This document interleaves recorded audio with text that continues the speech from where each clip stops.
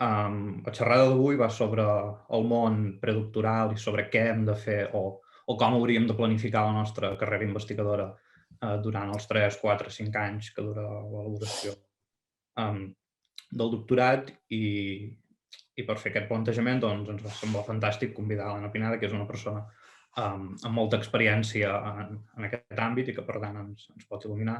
Ara farem aquella cosa tan avorrida de repassar el currículum de les persones. No, només diré, l'Anna, com doncs, ja deveu suposar, és llicenciada en Filologia Catalana, va fer la tesi sobre sintaxi amb la Gemma Rigau al Centre de Lingüística Teòrica de la Universitat Autònoma de Barcelona i ja mentre feia la tesi va fer estades a la Baina i a Baiona i després doncs, ha aconseguit fer postdocs a Baiona també, a la Pompeu Fabra i ara crec que és a la Sorbona. I per tant doncs, crec que tota aquesta experiència és més que suficient per el que ens ha d'explicar. Llavors, durant l'acte, si hi ha preguntes, comentaris, etc., podeu fer-los pel xat. Al final de la sessió de l'Anna els recollirem tots i llavors sí que podem respondre les preguntes i obrir una mica de sessió de debat. Per tant, doncs, res més. Moltes gràcies i Anna, quan vulguis pots començar. Molt bé, moltes gràcies. És un plaer ser aquí i sí que us volia dir que jo sempre penso que, és a dir, el que us explicaré avui són coses que jo, amb el pas dels anys, allò, sobretot quan comences, doncs vas sentint un passadís, una conversa de passadís o algú que et diu no sé què, o tot d'informacions que vas agafant de manera esparsa i que a mi algú me les hagués presentades totes de cop, organitzades i això, doncs ho hauria agraït molt, la veritat, perquè penso que és un coneixement útil d'una mica de com funciona tot aquest món que vosaltres comenceu a entrar. Sí que m'agradaria, perquè sé que hi ha una mica d'heterogeneïtat entre vosaltres, saber breument, potser podem fer servir l'eina aquesta de reaccions, doncs que si poguéssiu, per exemple, ara fer el senyal aquest, us preguntaré els que esteu encara fent el grau acabant-lo, els que feu màster i els que ja esteu al doctorat, per jo tenir una idea també de qui sou. O sigui, si primer podeu fer el botó de reaccions als que encara esteu fent grau, que sí que em sembla que hi ha algú que està acabant el grau. A veure, i no sé si ho veuré. A veure, si faig així. Vale, ja ho veig ara. Val, molt bé. Val, perfecte. Els que esteu ja fent el màster, encara no heu començat el doctorat pròpiament dit, però esteu fent el màster. Val. Molt bé. Vale, sou molts. Molt bé, molt bé. Vale? Per tant, aquests encara heu de decidir si feu tesi o no. Val. I els que ja esteu fent la tesi, ja teniu potser una beca predoctoral. Val. Val. Molt bé. Molt bé, molt bé. Val. O sigui, veig que hi ha de tot. Perfecte. Molt bé. Doncs, a veure, us comparteixo pantalla. Molt bé. Doncs començo. Aviam. Perfecte.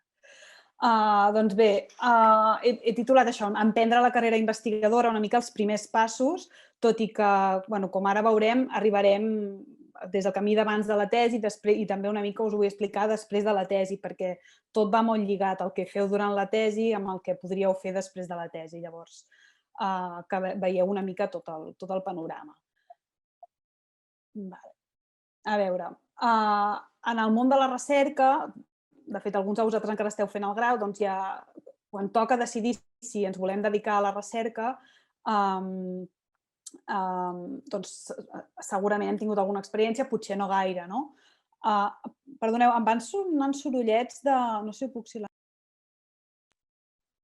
Em van sonant sorollets de la gent que vol entrar, vull dir que em sap greu que no els puc tapar perquè llavors no em sentiríeu a mi, Doncs bé, alguns de vosaltres heu tingut experiència de recerca com a mínim durant el grau, quan heu fet algun treball que consistia una mica més en fer recerca. Després, si heu acabat el grau, doncs amb el treball de final de grau ja sabeu una mica què és. I el treball de final de màster ja és una experiència també bastant àmplia d'una mica què és això de fer recerca. I llavors us toca decidir, alguns ja ho heu decidit pel que he vist, però altres us toca decidir si voleu fer un doctorat. Aleshores, la següent diapositiva és totalment... es basa en la meva experiència, és a dir, això no és una veritat objectiva, és una mica l'experiència del que jo tinc que necessitem per treballar com a investigadors i que comporta aquesta feina, que no vol dir que tothom tingui exactament la mateixa experiència, però bueno, amb el pas dels anys i parlant amb gent tant de les nostres disciplines com d'altres disciplines, aquesta és una mica la idea que jo he acabat tenint d'aquest món. S'ha de dir abans una mica la premissa que és evident que segons la universitat, el grup de recerca i fins i tot el director de tesi, l'experiència predoctoral pot ser molt diferent, d'acord? Això també vosaltres, si us ho parleu i doncs amb el meu director no sé què o amb el meu grup no sé, poden haver-hi experiències molt diferents. Però en general jo penso que uns punts en comú, que més o menys suposo que els que heu començat podríeu compartir, és que es tracta, és a dir, que has de tenir una capacitat de treball autònom, d'acord, per dedicar-te en aquest món, que a vegades és un treball també molt solitari, perquè a vegades potser, no sé, en el món més de no sé, la química ens imaginem tota la gent allí en un laboratori fent una feina en equip. Amb els nostres àmbits, tant de lingüística com de literatura, el treball sol ser més solitari, que també es poden fer coses amb gent, però és un treball bastant, sobretot una tesi, és un treball bastant solitari. Has de tenir, per tant, aquesta capacitat de poder treballar sol i amb autonomia. També penso que és molt important, sobretot a l'hora de la tesi, no? Que són 4 anys, t'has de casar amb un tema, doncs com a mínim estar-ne enamorat, vull dir que això també és important, no? El tema triar-lo bé, a vegades no és fàcil, però bueno, un tema que realment et cridi per dedicar-t'hi durant tant de temps.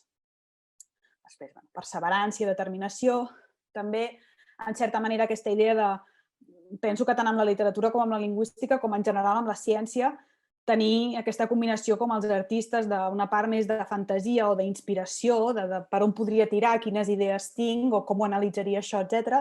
I després també tenir la base tècnica, aquesta precisió per després poder tractar els temes que hem triat, d'acord? I finalment també, sobretot, no només en l'etapa predoctoral, que també, sinó sobretot després, doncs tenir present que és un món competitiu, el món acadèmic és un món competitiu, que no dic que altres mons com el món de l'empresa potser també ho sigui, però és un món competitiu, llavors també, ja, per exemple, comenceu competint per tenir una beca, no? Un el té, l'altre no la té, doncs això també és tenir-ho present i saber-hi conviure, d'acord? Després, doncs, de què parlarem avui? Primer parlaré dels contractes o ajuts predoctorals, d'acord? Que tots els que encara esteu fent el màster o fins i tot esteu fent el grau, doncs saber quin tipus de possibilitats hi ha. Després també durant el doctorat parlarem una mica de les estades, els congressos, les publicacions, quines tenir en compte, etc. I després també una mica immediatament després del doctorat què passa, perquè aquí us hi trobareu tots, i després un altre pas que és, bé, si volem seguir en aquesta via acadèmica, si ens ha agradat el món de la universitat, doncs quines opcions hi ha per continuar, d'acord? Sí que és important que, tot i que jo parlaré d'això de la continuïtat, en cap cas hem de pensar que fer un doctorat és només per a aquella gent que després es vol quedar a la universitat. Vull dir, això potser anys enrere estava més lligat, però ara és molt normal fer un doctorat i després te'n vas a fer de professor d'institut, perquè el doctorat et dona unes eines, un coneixement, un grau d'especialització que si t'ha agradat molt la carrera, doncs encara en sabràs més, diguem, d'acord? Vull dir que també es pot fer pel plaer pròpiament d'estudiar, d'estar uns anys que fes cobres per estudiar, per fer recerca, i després et pots dedicar a un altre, doncs això, el que sigui, a fer de corrector, fer de traductor, fer de professor, etc. Molt bé, doncs comencem per la primera etapa, doncs això, parlant dels contractes o ajuts predoctorals, d'acord? Us els aniré explicant tots els principals, d'acord? El primer, el més conegut, que segur que us sona, és les anomenades FPU, d'acord? Les ajudes de formació de professorat universitari, FPU, del Ministeri de Ciència, Innovació i Universitats, que són ajudes destinades a aconseguir el títol de doctor i també, com el seu nom indica, doncs, com que t'han de formar com a professor, doncs també tindràs unes hores de docència, d'acord? Amb l'objectiu que et puguis incorporar, això és una mica una fal·làcia, perquè incorporació d'aquestes persones al sistema espanyol d'educació superior no passa, vull dir, no tens una beca i després tens una plaça, això no passa, però bueno, és la idea. Aleshores, les beques ho anireu veient, que després, quan veiem les beques postdoctorals, és a dir, de beques predoctorals veieu que n'hi ha moltíssimes, d'acord? És relativament senzill, bueno, aconseguir-ne una. però a mesura que anem pujant de beques postdoctorals n'hi ha moltes menys, és l'efecte aquest de l'embut, d'acord? Però en principi una beca predoctoral, si no és una convocatòria doncs serà amb l'altra, però és bastant possible que ho pugueu aconseguir. També és veritat que se'n diu beques, que sembla alguna cosa desprestigiada, però realment ara ja són contractes postdoctorals. Quan jo la vaig tenir, només eren contractes dels 4 anys als 2 últims, però ara, si no m'equivoco, diria que ja els 4 anys són de contracte, vull dir que cotitzeu, etc. D'acord? Aleshores, com veieu, l'objectiu és per fer la tesi doctoral en una universitat, d'acord? Que pot ser la mateixa universitat on heu fet el grau, no hi ha problema. I després tindreu una part de docència, que pot ser un mínim de 90 hores i un màxim de 180 hores en els 4 anys, d'acord? I sempre són durant màxim 60 hores l'any, d'acord? Vull dir que normalment podeu fer 60 hores els 3 últims anys o repartit com sigui, d'acord? Sempre amb aquest màxim, que és important tenir aquesta experiència docent també, després ho veurem. Aleshores, aquí teniu els sous bruts, d'acord, que van pujant, i una novetat també important, que això fa uns anys no hi era, és que si, per exemple, acabes la tesi en 3 anys, el quart es converteix en un contracte postdoctoral, d'acord? Vull dir que tu ja, com a doctor, tens un any més de contracte, que això ara potser us sembla molt normal o molt lògic, però jo tinc amigues que fa uns anys van acabar la tesi també, que els hi va sobrar uns mesos o fins i tot un any, i els hi van prendre el contracte. Vull dir que a sobre que acabes la tesi abans et quedes sense sou. Vull dir que això ha sigut una millora que han fet. Després, quina és la cronologia? Perquè aquestes coses sempre cal tenir-ho molt present. La convocatòria actual es va publicar, perquè tingueu una idea, el 6 de novembre i el termini per presentar els papers era l'11 de desembre. És important sempre, en qualsevol beca, no anar a l'últim minut, ni a l'últim dia, ni a l'últim cap de setmana per anar bé, perquè sempre, i a més amb el Ministeri, això sempre poden passar coses amb la pàgina web, que no s'encarrega el PDF, que em falta no sé quina firma que no tenia, d'acord? Això és una cosa bàsica de qualsevol tràmit, però amb aquests encara més, perquè ens hi juguem molt. Llavors, si el termini és l'11 de desembre, doncs el 5 ja ho tenim tot fet per anar bé. Aleshores, aquesta beca sempre consisteix en 2 fases. En la primera fase hi ha poca feina, l'únic que heu de presentar és un formulari de sol·licitud més una certificació acadèmica personal que inclogui la nota mitjana de l'expedient. I aquí ja veiem com el que volem fer després ens lliga amb el que estem fent ara. Per exemple, si esteu fent el grau, les notes que tragueu durant el grau és les que determinaran si podreu tenir aquesta beca o no. Sempre el que fem ara té repercussió en el futur. Perquè us en feu una idea, en el cas nostre, en el cas de les humanitats, aquí veieu la nota mínima, que es demana, d'acord, per poder accedir. I a partir d'aquí, qui tingui encara més, llavors pot anar tranquil, que segur que la tindrà. Qui estigui més d'això, potser tindrà una mica més d'emoció a veure si la té o no, però perquè veieu que el que feu durant el grau té una repercussió després directa, per exemple, amb aquestes beques. Després es presenta això i el que fan ells és preseleccionar un màxim de 3 sol·licitants per beca. És a dir, si en donen 850, preseleccionen 850 per 3, d'acord? Basant-se exclusivament en el criteri de la nota mitjana, perquè veieu que és important. Aleshores, hi ha com 850 per 3, tenim aquests 2.000 i escaig investigadors preseleccionats i passa a la segona fase. Llavors, què s'ha de presentar? El certificat d'inscripció en un programa de doctorat. Aquest any, quan va sortir, s'havia de presentar que tu estaves inscrit en un programa de doctorat per aquest any, o bé que havies obtingut un màster i que estaries en un doctorat el següent any, o bé que estaves inscrit a un màster, que estaves fent el màster i que t'inscriuries en un doctorat. És a dir, abarquen totes les situacions. També presentes el teu currículum i el del director de tesi i després un document que es diu historial científic dels últims 5 anys del grup de recerca on tu aniràs. És un document que els grups de recerca ja el tenen fet, normalment, que hi posen les publicacions que han fet, etc. I, finalment, un projecte. El projecte formatiu, és a dir, com et formaràs tu com a futur professor i quina tesi doctoral vols fer, d'acord? Que són unes 3.000 paraules. S'ha de tenir en compte que, clar, si passeu aquesta segona fase i heu de presentar tots aquests documents, no hi ha gaire temps, perquè, per exemple, l'any passat, aquest any encara no sabem com anirà, però l'any passat es va publicar la convocatòria a l'octubre, al febrer ja es va resoldre la primera fase i al març s'havien de presentar ja aquests altres papers, que és ja més requereixen més feina. Llavors s'ha d'anar una mica amb temps. I de passada ja podeu veure com va acabar tot. Es va resoldre el juliol i et podies incorporar a partir de l'octubre. Vull dir que ho demanes pràcticament un any vista, que això també, a vegades potser, ostres, és que no sé si tinc clar si vull fer això, si vull fer allò. Bé, ja, però és un món que és molt lent i a vegades val més demanar-ho i després ja ho decidiré, si finalment ho vull fer o no, però és que en un any poden passar moltes coses. Llavors ens hem d'acostumar que els timings no són com el món laboral normal, que faig una entrevista i al cap d'una setmana sé si m'han agafat o no. Aquí no, aquí tu presentes els papers i al cap d'un any potser comences, d'acord?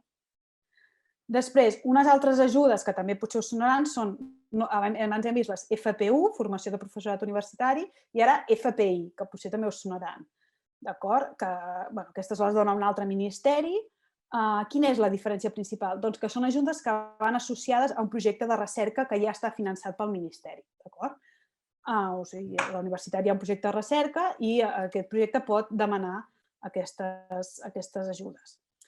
En aquest sentit, són unes ajudes una mica menys competitives perquè, com veieu aquí baix, es valora, així com abans l'expedient acadèmic i el teu projecte ho era tot, diguem, ara l'expedient acadèmic i el teu currículum compten un 50% i l'altre 50% és un concepte que és adequació del candidat al projecte. Què vol dir? Doncs això, que l'investigador principal del projecte de la universitat és qui acaba triant la persona, perquè diu, doncs aquesta persona és més adequada, o sigui, qui tria ell és qui després podrà guanyar aquesta beca. Llavors, en aquest sentit, és una mica menys competitiu perquè al final és la persona de la vostra universitat que us ha dit a vosaltres que demaneu aquesta beca, que també està molt bé i ja està.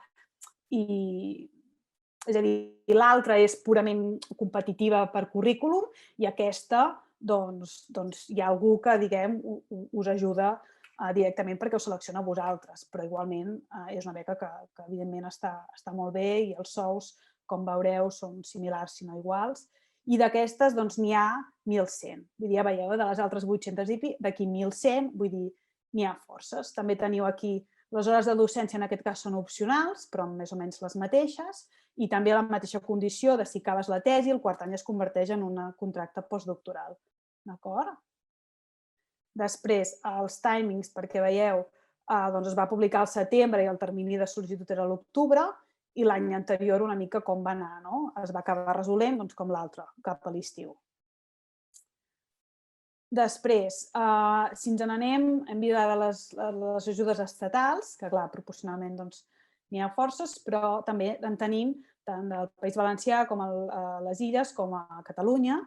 En el cas de Catalunya, la diferència és que són de 3 anys, però no és que en el fons són de 3 anys perquè les demanes més tard en la vida acadèmica. Aquestes les demanes quan tu ja estàs acceptat o inscrit en un programa de doctorat. Llavors, clar, les altres són de 4 anys perquè encara pots estar fent el màster quan les demanes. Llavors, en proporció, aquí teniu els sous, potser són una mica més alts. Després, aquí quan es convoquen no se saben quantes beques hi haurà, d'acord? Tenen un pressupost global, però sí que podem saber l'any passat, per exemple, quantes en van donar. Doncs 262, està molt bé proporcionalment. Què compten aquí? Doncs us miren un 40% la vostra qualificació, la nota, diguem, 80% de la de grau i 20% de la de màster, i demanen que això sigui de mitjana un 6,5. Després, el grup de recerca on voleu anar, d'acord? També el miren, és a dir, quan voleu fer una tesi, una cosa que compta també és el vostre director qui és, el vostre grup de recerca qui és, que sigui un grup potent, d'acord? A vegades, si esteu entre 2 professors, doncs potser el que tingui més currículum és el que us dona més punts, d'acord? I després també valoren política científica de la institució d'acollida, doncs a veure quina política científica té, si després consoliden els investigadors o no, quins projectes demanen, etc. També perquè veieu una mica els timings, sempre veieu que surten cap al setembre, octubre és quan es convoquen aquest tipus d'ajuts. L'any passat, aquestes van anar una mica més ràpid, perquè, per exemple, l'any passat es van publicar al setembre, podies presentar els papers fins a l'octubre i ja es resolien al febrer, va una mica més ràpid. Després, en el cas de la Generalitat Valenciana, també tenim subvencions per la contractació de personal investigador predoctoral. L'any passat, per exemple, se'n van donar 120, d'acord, que proporcionalment també està molt bé. Veieu també els sous, que també estan bé. Passa que això no és ben bé el sou, això és la subvenció que rep la universitat, perquè el sou que acaba rebent l'alumne no l'especificaven, sí que especificaven el sou del quart any, i el dels altres ha de ser menys per força. És a dir, aquestes quantitats, per exemple, al quart any la subvenció que rep la universitat és de 27.300 i el sou que rep la persona és de 21.000. Ho dic perquè distingiu entre la subvenció que rep la universitat i el que acaba sent el vostre sou brut.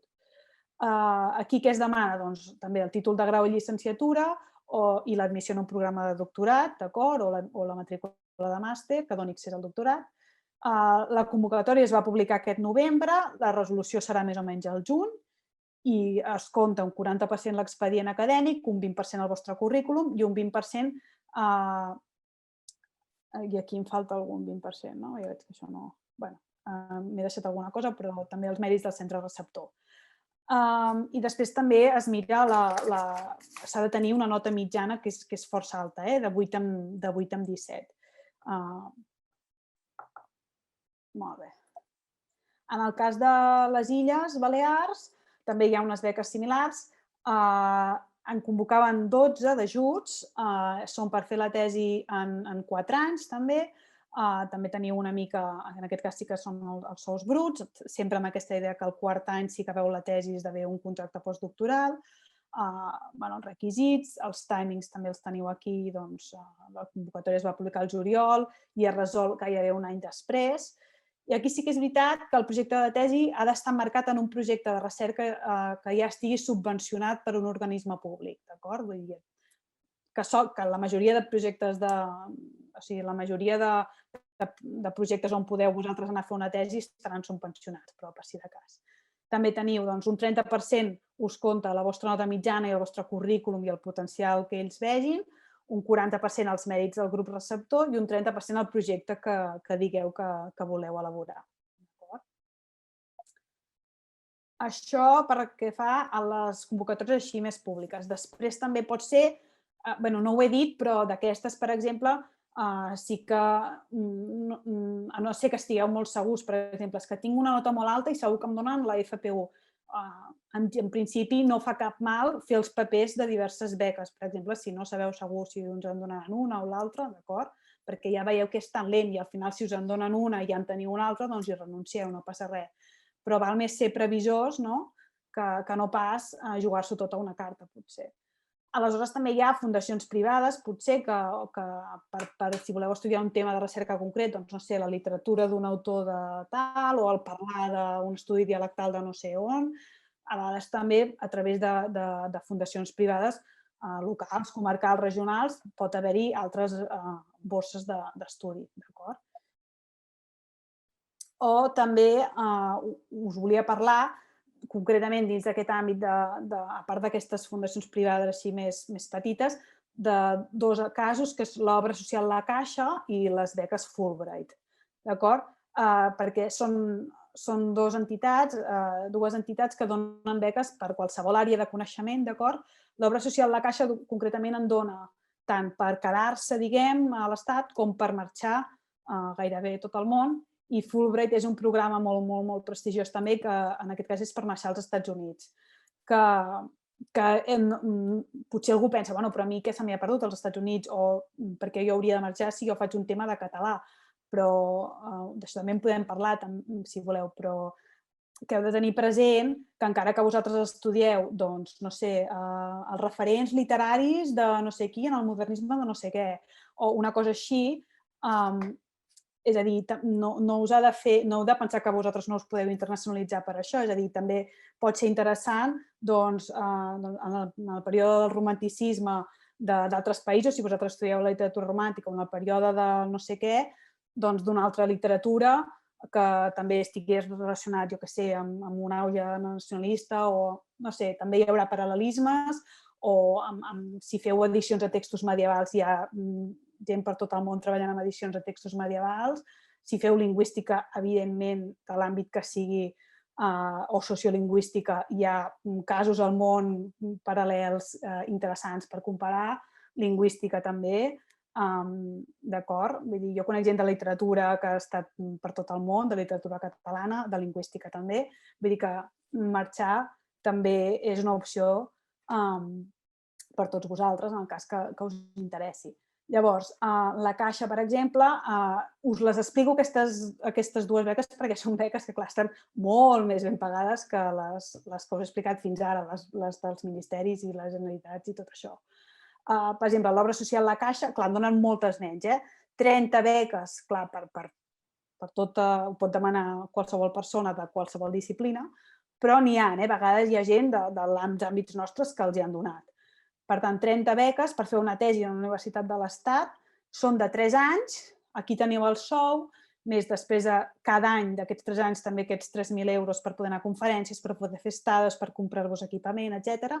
I si acabeu la tesi dins dels 3 anys o com a màxim 6 mesos després, doncs un premi encara de 7.500 euros, d'acord?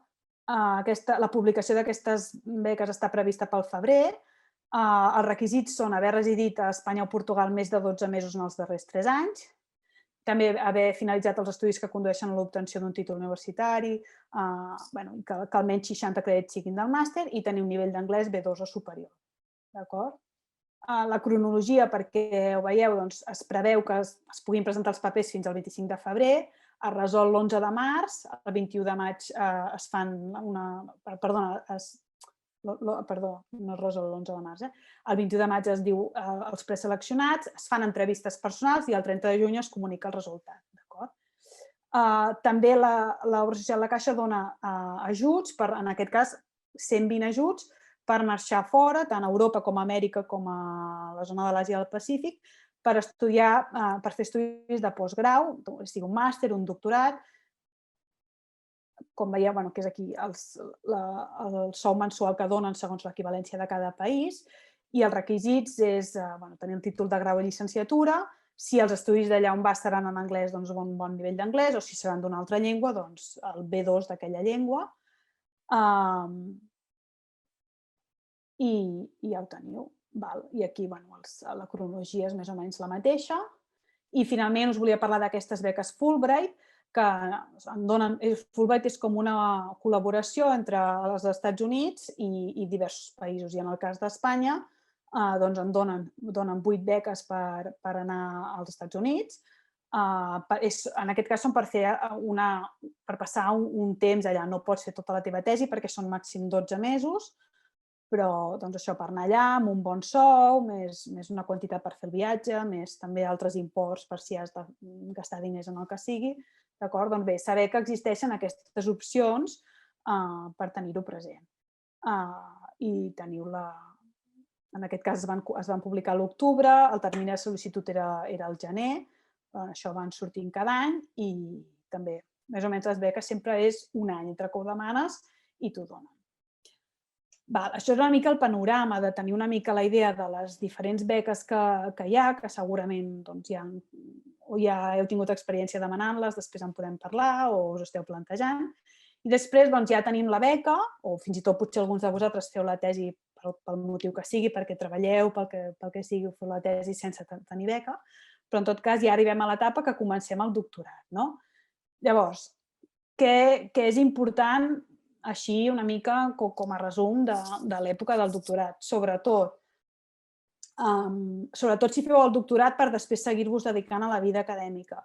Doncs una cosa important són les estades de recerca, d'acord? Que el mateix que us deia abans, vull dir, feu el tema que feu, una estada té sentit, d'acord? Vull dir, en qualsevol tema, no us heu de pensar que el vostre tema és que jo on vaig, sinó, vull dir, sempre hi haurà algun lloc del món que és interessant per vosaltres anar-hi, d'acord?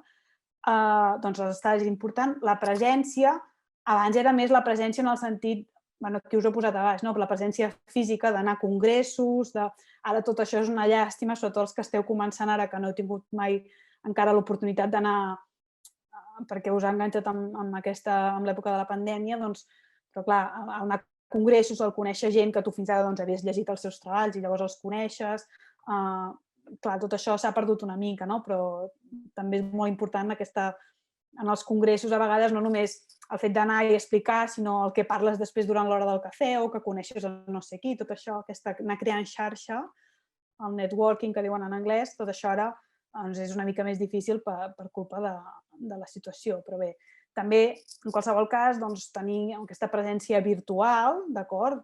Amb el mitjà que sigui, no tothom ho ha de fer de la mateixa manera, però, no sé, si teniu una web o si un lloc web al lloc de la vostra universitat, o si teniu el Twitter, o una mica, o el que sigui, o altres, després ho veurem altres mitjans, però estar present, d'acord, en el món acadèmic que sigui el vostre. Després també està el cas de les coses que passen, no? Ostres, doncs hi ha un congrés, hi ha una trobada del tema que m'interessa, o ara s'ha publicat, està una mica al cas, d'acord? Per això de sortir també de vosaltres, no només esperar que us diguin, doncs fes això, vés aquí, vés allà, sinó vosaltres també està al cas.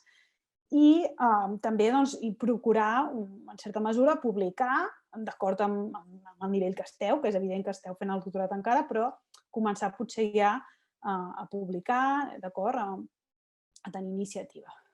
Llavors, les estades de recerca, sobretot, és un aspecte fonamental, com us deia, perquè es tindrà molt en compte després quan vulgueu demanar una acreditació, d'acord? L'acreditació ho veurem després, que és un document per poder fer classe a la universitat, per poder accedir a una plaça en un futur, d'acord? També, si voleu demanar un ajut postdoctoral, també serà un aspecte molt important. I també, no ho he explicat, però en qualsevol de les beques que hem vist ara, solen convocar també, per les persones que tenen aquestes beques, ajuts extra per marxar, d'acord? Vull dir, per exemple, la FPU, a part del teu sou de FPU, si te'n vas, perquè et donen un d'ajuts d'aquests d'anar-te'n, que és relativament fàcil que te'l donin, doncs també cobres uns diners extra per marxar, d'acord? Vull dir que des del punt de vista econòmic no hi ha cap impediment per marxar i llavors és trobar un lloc que us interessi.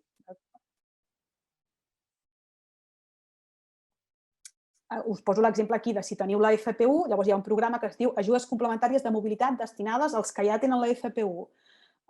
I se'n donen, ja veieu, moltíssimes, 550, i està molt bé, si veieu aquí baix, si l'estada és per anar a un altre lloc de l'estat espanyol són 25 euros al dia, si és per anar a l'estranger 50 euros al dia. 50 euros al dia per 30 dies són 1.500 euros, més els més o menys 1.000 i escaig que també ja cobreu d'això. Vull dir que des del punt de vista econòmic està molt bé, d'acord? I és molt recomanable poder marxar. Programes com aquests d'ajudes extra per marxar d'estada en tenen, diria que totes, o si no la majoria de beques, i la Generalitat també, etc. Després, com us deia, aquesta presència virtual, que no tothom ho ha de fer de la mateixa manera. Hi ha qui serà molt actiu a Twitter, hi ha qui, etc. Però, perquè ho veieu, una cosa que penso que és important és això, tenir sempre el currículum actualitzat. Si la vostra pàgina web, normalment a les pàgines web dels departaments sempre hi surten els doctorants i normalment hi ha un espai per poder posar almenys què estudieu o quines publicacions heu fet o a quins congressos heu anat. És a dir, que si algú us busca, us trobi. Us en poso un exemple, a veure si ara s'obre,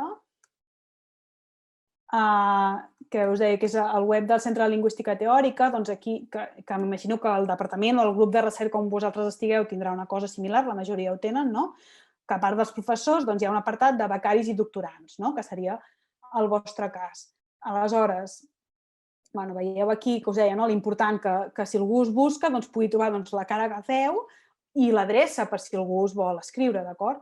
Per exemple, aquest mateix,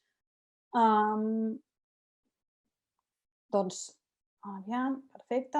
Per exemple, línies d'investigació. Almenys que, no sé, literatura del no sé què, o lingüística, no sé què, o fonètica, no sé quan, que algú sàpiga en què treballeu, publicacions recents, que només n'hi ha una, d'acord, però una almenys, d'acord? O encara que sigui les actes de no sé què, anar-les posant totes les publicacions. Comunicacions a congressos, doncs mira, el 2020 va presentar 2 congressos, el 2019 uns quants més, i posar-ho. I això ja dona aquesta presència virtual que us comentava, d'acord? Em referia a això. Després, ara torno al PowerPoint.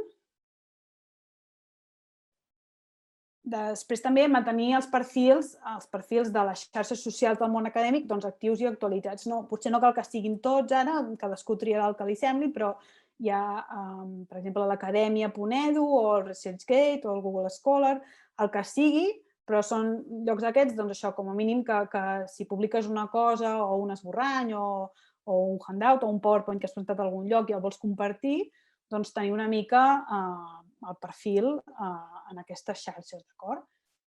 Després també els butlletins és una manera d'estar al cas del que passa, tant els butlletins l'Infomitjorn o, per exemple, la carta lingüística, en el cas que feu lingüística és la carta com un butlletí setmanal sobre els esdeveniments de lingüística que passen a Barcelona i Tarragona, també a vegades hi ha coses, d'acord?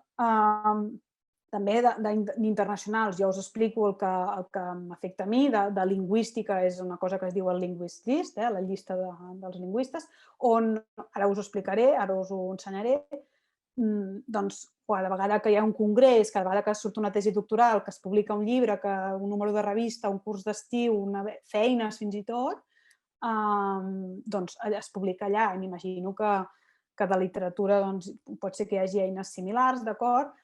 I és el que us deia, que hi poden haver coses rellevants, perquè potser jo estudio el procés d'estandardització del català no sé què i surt un llibre del procés d'estandardització de l'italià i dius, ostres, mira, has de veure el paral·lelisme, és a dir, que el món ens pot interessar també veure què es fan en altres llocs, d'acord? Vull dir que no necessàriament ens hem de limitar a les coses del nostre entorn immediat.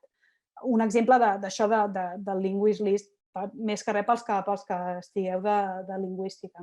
Per exemple, és un correu que t'arriba cada dia amb 6 o 7 ítems i al principi ja et surt si es tracta d'una feina, si es tracta d'una convocatòria d'un congrés, d'acord?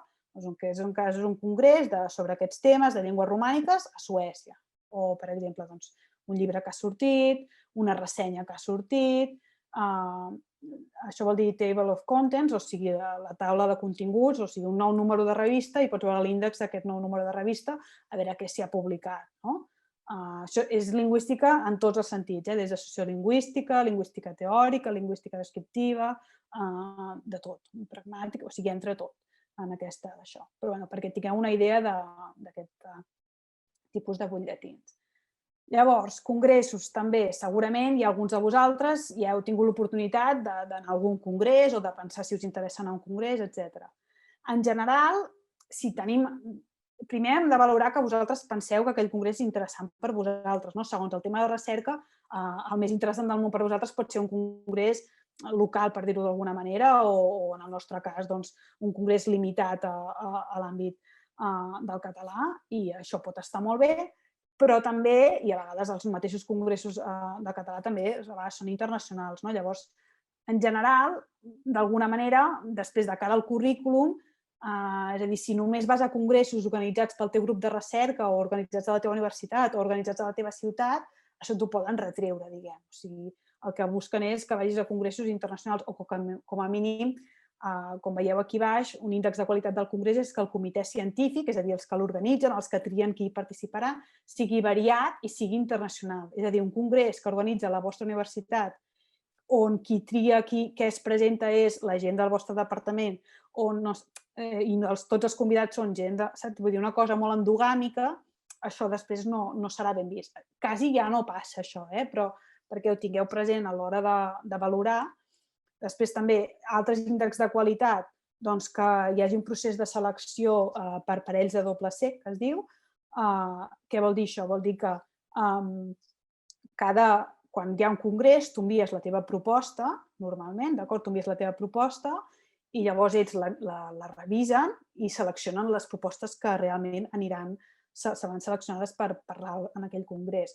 Aleshores, per parells vol dir que ho miraran com a mínim 2 revisors, o 3 o 4, d'acord? I tindràs les opinions, sumaran les opinions dels diversos revisors, no serà només una persona qui decidirà si sí o si no, sinó 2 o 3 revisors que miraran la teva proposta, i de doble cec. Doble cec vol dir que ni tu sabràs qui són els revisors, ni els revisors sabran qui ets tu, d'acord? Ells rebran una proposta anònima. Llavors, amb aquest procés de revisió, normalment el que s'acaba acceptant és si tu tenies 100 propostes, n'acaben seleccionant entre un 20 i un 50%, la meitat, d'acord? Com a mínim la meitat. Això és un índex, diguem, d'un congrés de molta qualitat, que es diu, perquè hi ha hagut molta selecció. Això també pot ser discutible, però clar, hi ha congressos que s'accepta tot o pràcticament tot, pel que sigui, per les circumstàncies o pel que sigui. Però tingueu en compte que si alguna vegada també teniu l'oportunitat d'anar a congressos d'aquests més selectius, doncs serà un congrés d'aquells que amb determinades convocatòries, quan us mirin el currículum, doncs allò ho valoraran com una cosa especialment a tenir en compte, d'acord? Doncs, per exemple, perquè us posaré exemples d'aquest món, que a vegades amb aquests congressos tan selectius us diuen que sí, a vegades us diuen que no, no? Doncs, per exemple, aquí era un correu que jo havia enviat una proposta i és un plaer informar-vos que us hem acceptat, vam rebre moltes propostes, la taxa d'acceptació era d'un 30% i t'enviem també els comentaris que han fet els revisors perquè els puguis tenir en compte a l'hora de fer la presentació, però tot han acceptat, va molt bé. Aquí, en un altre cas, també vam rebre 70 abstracts i 70 propostes i només teníem 9 forats, 9 possibles xerrades, i estem molt contents d'acceptar. T'estan dient la taxa d'acceptació indirectament, d'acord? Aquí un altre cas, també en un altre cas, per exemple, ens diuen aquí, per exemple, et diuen que no. Menys del 20% van poder ser acceptats. Lamentem informar-te que el teu abstract no va ser seleccionat, d'acord? I això tampoc, quan rebeu un no us ha de fer pensar cap desastre, diguem, perquè a vegades la mateixa proposta l'envies a 2 congressos, un els encanta i t'accepten i l'altre és un desastre i no t'accepten, però això també hem d'estar acostumats a no tenir la pell gaire fina i saber acceptar les crítiques i ja està, d'acord?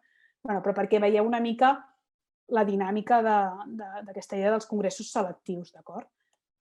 Després, publicacions. Sobretot, quan estàs fent la tesi, una via de publicació que és fàcil que tingueu és publicar després d'un congrés. Després d'un congrés, a vegades hi ha l'oportunitat de publicar, ja sigui en unes actes, en un llibre, etc. Aleshores, aquí què és important tenir en compte?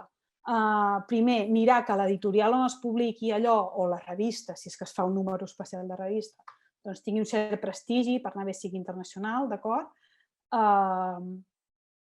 Després, no és el mateix unes actes de congrés, diguem, que també cada vegada se'n fan menys, però unes actes de congrés que és un congrés d'aquests que hi ha 500 participants i tot es publica. Això sí que, diguem, gairebé després no compta per res, de cara a l'acreditació i tot això. Doncs no és el mateix unes actes de congrés que, diguem, sense cap filtre tot es publica, que, per exemple, que es faci un capítol de llibre, o sigui, que tu publiques un capítol en un llibre o un article en un número especial de revista, d'acord? Quan es fa això, normalment, el que es fa és es selecciona unes quantes publicacions que formaran part d'aquest llibre o d'aquest número especial i hi ha aquest procés de revisió per parells que deia abans, és a dir, tots els que vulguin publicar doncs han de fer la publicació, que la revisaran uns revisors externs, etc. Llavors, aquest tipus de publicació, encara que l'origen fos un congrés, si acaba passant tots aquests passos, sí que té prestigi perquè al final és un capítol en un llibre o és un article en un número especial de revista que ha passat una sèrie de filtres, d'acord? No vol dir que no serveixi per res publicar en unes actes d'aquestes més sense filtres. Jo també ho he fet quan començava i és normal que ho feu i a vegades allò potser s'ho llegirà més gent que el que... No vol dir que haguem de rebutjar l'altre, però és perquè sapigueu després què tindran més en compte o què comptarà més i què comptarà menys, d'acord? Després, bé, aquí, per exemple, és un exemple que us poso d'un d'aquests congressos que vaig anar després de ser seleccionada d'un tant per cent, doncs després encara, a l'hora de publicar, doncs era un cas d'això que seleccionaven, unes actes seleccionades del congrés, feien una selecció, i tot i així, tot i que van acceptar, però veieu aquí 2 documents que són 2 revisions més molt extenses per encara modificar encara més d'això. Vull dir que ja passes com moltes barreres, molts filtres, però seria una publicació sortida d'un congrés, però com que ha passat tantes passos, doncs es considera bona.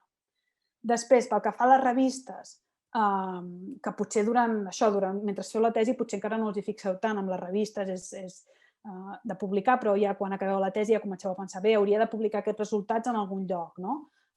Doncs us han de començar a sonar aquesta idea dels índexs dels índexs que existeixen, d'acord? El factor d'impacte, el quartil, etc.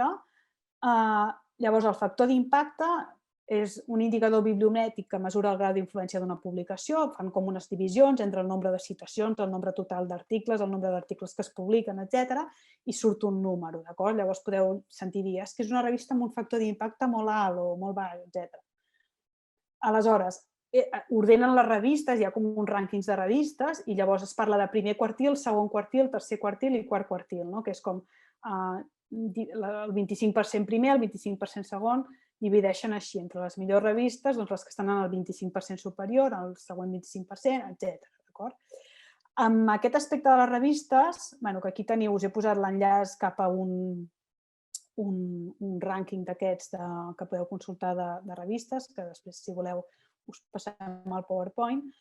Amb aquest tema també hi ha una mica de debat en el cas, per exemple, de l'àmbit, o sigui, de segons quins àmbits fem de llengua o si fem una cosa de literatura molt concreta, etc. A vegades hi ha una mica de discussió perquè són revistes que potser segons quins temes costa més de poder-hi arribar i això és veritat, però bé, també hi ha revistes, o sigui, la majoria d'aquestes revistes molt ben indexades tenen noms molt amplis com, no sé, lingüístics o pragmàtics o literatura de no sé què.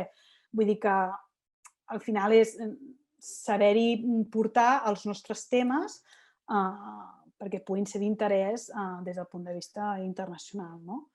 Però bé, també hi ha després classificacions de les revistes en l'àmbit de Catalunya, que són les classificacions que fa servir l'Agència de Catalunya o el mateix, suposo, amb el País Valencià, etc. O també revistes a nivell de l'Estat, que llavors aquí segurament ens és més fàcil poder-hi accedir, d'acord? Aleshores, després del doctorat, tenim diverses vies, d'acord? També és important, encara que us sembli que ara us queda lluny, doncs tenir ja una mica present aquest món què passa. Hi ha diverses vies. Hi ha una via que ja ni la poso perquè a la majoria d'universitats no passa, depèn dels departaments. Sé que a Barcelona és que està tot molt col·lapsat, però sí que a altres llocs pot ser fàcil que acabis el doctorat i no triguis gaire que t'obrin una plaça, d'acord? Però en general el que ens trobem a molts llocs és les vies que hi ha quan acabes el doctorat són o bé agafes la via de tenir un contracte postdoctoral, d'acord, que ara hi vaig, o bé una altra via que bastantes amigues meves han fet és demanar un lectorat, que és una manera de continuar vinculat a la universitat, pots anar a l'estranger, ensenyes català i continues fent currículum també, perquè hi ha lectorats que, o sigui, a part de fer classe a una universitat, doncs potser pots fer una mica de recerca, etc.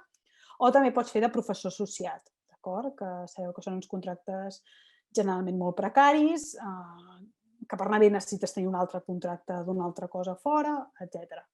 Doncs bé, la via que jo us vull explicar una mica és la d'això, no? Doncs he tingut un contracte predoctoral, ara en vull un de postdoctoral, no? Per anar passant el temps i esperar que tard o d'hora surti una plaça allà on nosaltres vulguem, doncs si volem a Palma o si volem a València o a Barcelona, on sigui. Quins pros hi ha o quins avantatges? Doncs els sous postdoctorals en general són molt bons, tens una llibertat total per fer recerca perquè ja no depens del teu director de tesi ni res, vull dir que tu ja fas sempre la recerca del que vulguis, vas als congressos que vulguis, etc. També és veritat que és en contra, he dit sous molt bons, sí, però també, clar, tu ja tens una edat, ja ets més gran i el que sí que són feines que són 2 anys o 3 anys o 4 anys i potser ja voldries una cosa més estable, no? Aquest és el contra.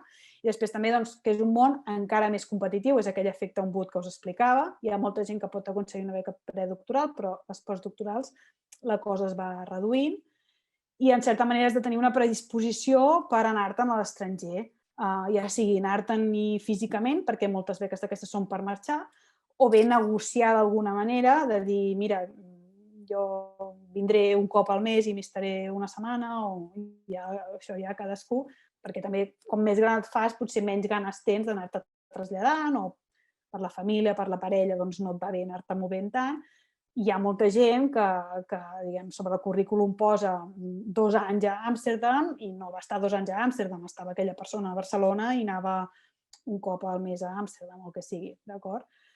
Vull dir que a vegades això tampoc no us ha de fer enrere, de dir, no, és que jo que no vull marxar no puc mirar-me aquest món. Bé, sí que te'l pots mirar perquè es pot negociar i es poden arribar a acords.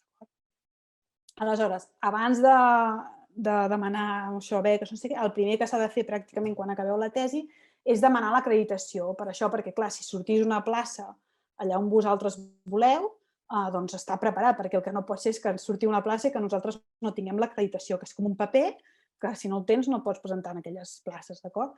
Llavors, amb aquest sistema de les autonomies, doncs tenim, podeu triar l'acreditació de l'Agència Espanyola o bé l'acreditació de l'ACU o de la BAP o de l'Agència Balear, d'acord? Aleshores, què us recomano? Doncs que us demaneu la del vostre territori i també l'espanyola, perquè doncs, potser l'espanyola sempre valdrà per tot arreu. Llavors, potser vosaltres us penseu que només voleu una plaça a València i només demaneu la de la BAP, però si surt alguna cosa a Tarragona, doncs va bé tenir-la, o a un altre lloc, doncs va bé tenir la de l'espanyola per poder anar on sigui, si cal, d'acord? Llavors, quines són també per tenir present els noms de les figures, de les tipus de places que hi ha. Hi ha 3 figures principalment a la universitat, això ho sabreu, perquè els vostres professors sabreu si tenen contracte d'una cosa o de l'altra. Hi ha professor ajudant doctor, que és com el primer nivell, professor contractat doctor i l'últim nivell és professor titular, després hi ha catedràtic. Aquests són els 3 nivells que dona l'ANECA. Llavors, les agències de catalana, valenciana i la balear, la de professor titular no la donen perquè això és funcionari de l'Estat, llavors això ells no fan aquesta acreditació, però sí que donen les 2 primeres. En el cas de Catalunya, per fer-ho una mica més divertit, li canvien el nom, llavors professor ajudant doctor, en veritat és el que es diu informe de professor lector, que potser us sonarà, doncs que algun professor que vosaltres coneixeu té una plaça de lector, això vol dir del primer nivell. I el segon nivell, el de contractat doctor, a Catalunya es diu professor agregat, d'acord? Potser us sonarà, doncs aquest és professor agregat, vol dir que té aquest nivell, d'acord?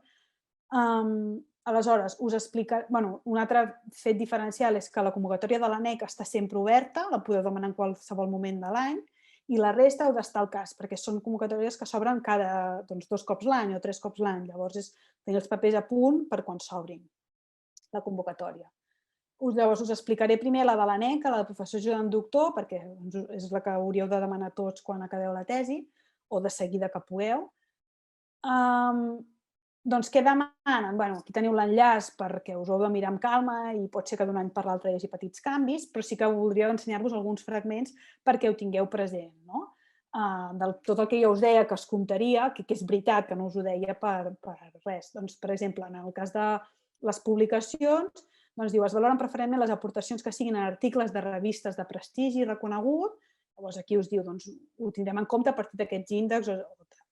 Diu, en el camp de les humanitats, aquest apartat són un màxim de 26 punts sobre 100 i que es necessiten com a mínim 5 publicacions, d'acord? No només revistes, preferentment revistes, però no només, d'acord? Aquí us ho torno a dir, se valoren preferentment els articles publicats en revistes de caràcter internacional, d'acord? Si diu, si no són revistes que estan incloses en aquestes bases de dades tan internacionals, com a mínim que siguin revistes on veieu que hi hagi avaluació externa per parells, allò que deia, que la revista tingui un comitè científic internacional, etc. Que publiquin un percentatge elevat d'articles autors que no tinguin vinculació directa amb la revista. És a dir, una revista feta a la vostra universitat, on tots els que publiquen són gent de la vostra universitat, això no. Però qualsevol altra pot ser una revista d'una altra universitat o que tingui un comitè internacional, etc. Després, això en el nostre món no ens afecta tant perquè no se sol fer. A ciència sí que fan articles d'aquests que hi ha 50.000 autors, en el nostre cas no se sol fer. Això, que si són articles d'autoria col·lectiva es mira que realment hi hagi hagut que estigui justificat això. Llavors diu, se pueden valorar, allò que deia, les actes de contribucions seleccionades mitjançant avaluació externa, com deia, se poden valorar. Després, amb llibres i capítols de llibre, doncs també es miraran que el prestigi de l'editorial, la col·lecció en la qual es publica, si han sortit ressenyes sobre aquell llibre, que hi hagi hagut un rigorós procés de selecció i avaluació dels articles, etc. Hi ha l'àmbit filològic, també edicions crítiques. Penseu que això us estic explicant d'humanitats. Si miréssim de ciències és diferent. I dins d'humanitats tenen en compte el cas de l'àmbit filològic. Després, contribucions a congressos, a conferències o seminaris. 9 punts sobre 100. Clar, únicamente se tendrán en consideración aquellos congressos que cuenten con procedimientos selectivos en la admisión de el que us deia abans. No cal que sigui un procediment tan heavy de només el 50% o només el 30% han entrat, però sí que com a mínim hi hagi un procés de selecció, que avui en dia pràcticament tots els congressos ho tenen, d'acord? Després, també, la formació acadèmica, doncs es tindrà en compte la qualificació de la tesi, si el doctorat és europeu, perquè el doctorat sigui europeu heu d'haver fet una estada de 3 mesos a qualsevol lloc d'Europa, d'acord? Per tant, això és important. I les beques que hagis obtingut, sempre, com dèiem, convocatòries competitives, d'acord? Totes les que hem vist són convocatòries competitives, com més competitives millor, en aquest sentit. Les estades també es tenen en compte, sempre han de tenir mínim 3 mesos de duració, si no és com si no existissin, això també, que diu no necessàriament continuat, d'acord? Però si només heu fet 2 mesos d'estada, feu-ne un tercer, perquè si no pràcticament no us compta per res, d'acord? L'experiència docent, també, doncs les classes que hagueu pogut fer, i altres mèrits, doncs expedient acadèmic, si veu tenir beques durant el grau, beques d'aquestes de col·laboració amb el departament, etc. Després, com veieu, els requisits són els requisits que més o menys tots complireu o estareu a punt de complir quan tingueu la tesi feta, d'acord? I en el cas de l'ACU, la mateixa l'acreditació, diguem, del mateix nivell, també us volia posar alguns fragments. Es mirarà, doncs, en el cas d'abans de la tesi, la mitjana de l'expedient, després, durant l'etapa doctoral, les publicacions que heu fet, si heu tingut una beca de formació en una convocatòria competitiva, una estada de mínim 3 mesos, vull dir, ja ho veieu, sempre és el mateix, altres coses, com un premi extraordinari de doctorat, etc. I si ja la demaneu quan ja heu fet coses postdoctorals, doncs també us miraran coses postdoctorals, però si no, com deia, els congressos, perquè veieu que sempre es repeteix el mateix, són indicis de qualitat, el caràcter internacional i selectiu dels congressos, de trajectòria docent. Aquí sí que es demana, a diferència de l'ANECA, aquí es demana un mínim de docència, es considera un volum de docència impartida equivalent a 2 anys a temps complet, d'acord? Llavors, aquí també s'ha de mirar el nivell de docència que heu pogut fer durant la tesi, veure si ho compliu o no. D'aquí teniu una mica tot el que us comptaran. Veieu, l'experiència investigadora és un 60%, un 30% les publicacions, un 15% els congressos, etc. I l'experiència docent que també compta. Llavors, a banda de l'acreditació, què més? Si, per exemple,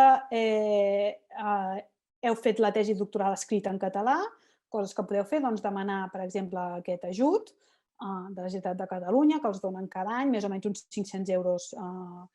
Són ajuts que estan pensats més per gent no exactament del nostre àmbit, sinó potser d'altres àmbits que s'han hagut de gastar aquests diners per donar a corregir la tesi. Vosaltres, en principi, no la donareu a corregir, no us haureu de gastar diners per això, però bé, és una manera de fomentar que la gent faci tesis en català i és un premi que, no sé si al País Valencià i les Illes hi ha coses equivalents, però és fer un paper i et donen aquests diners, vull dir que és una cosa que està bé, no és tant pel prestigi, però sí que és una informació d'utilitat per saber-ho, i ja sí que més pel prestigi, no només pels diners, doncs els premis que donen, per exemple, a l'Institut d'Estudis Catalans, els Premis Sant Jordi, que són premis d'una quantitat ja considerable per treballs no publicats, és una bona oportunitat per quan teniu la tesi feta, doncs us presenteu a un d'aquests premis i a part del prestigi que dona, doncs potser acabeu publicant la tesi, etc.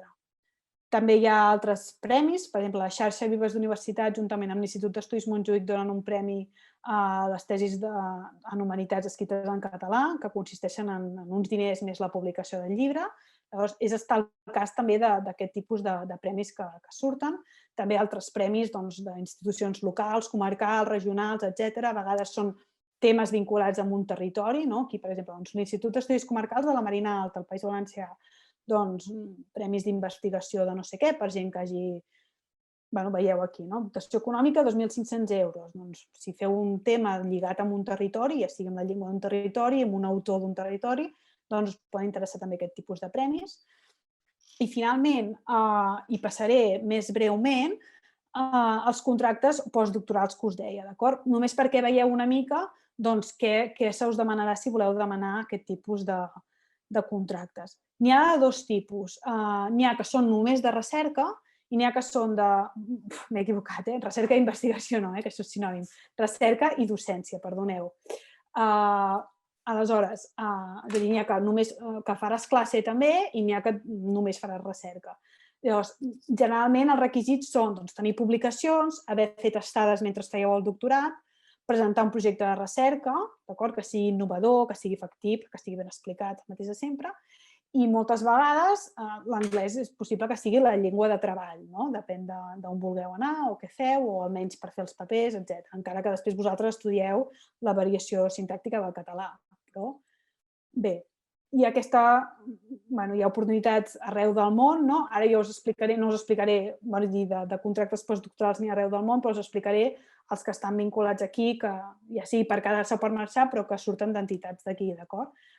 El Ministeri dona els ajuts que potser us sonaran, no? Ostres, aquest investigador és un Juan de la Cierva, o és un Juan de la Cierva, són unes beques de convocatòria anual, d'acord? Uns contractes, que n'hi ha de dos subtipus, els que es diuen formació i els que es diuen incorporació, d'acord? Els de formació són de 2 anys i els d'incorporació són de 3 anys.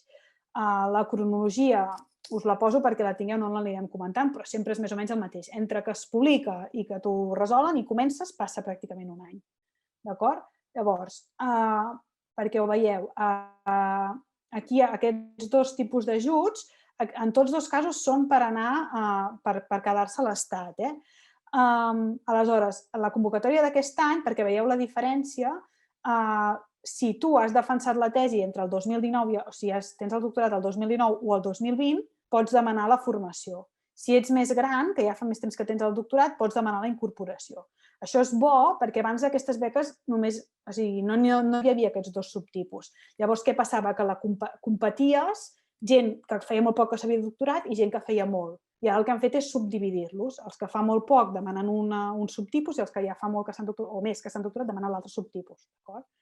Llavors, fixeu-vos que es va convocar el 2020 i és per gent just acabada de doctorar. Vull dir, això és la primera, la formació és la primera que podríeu demanar.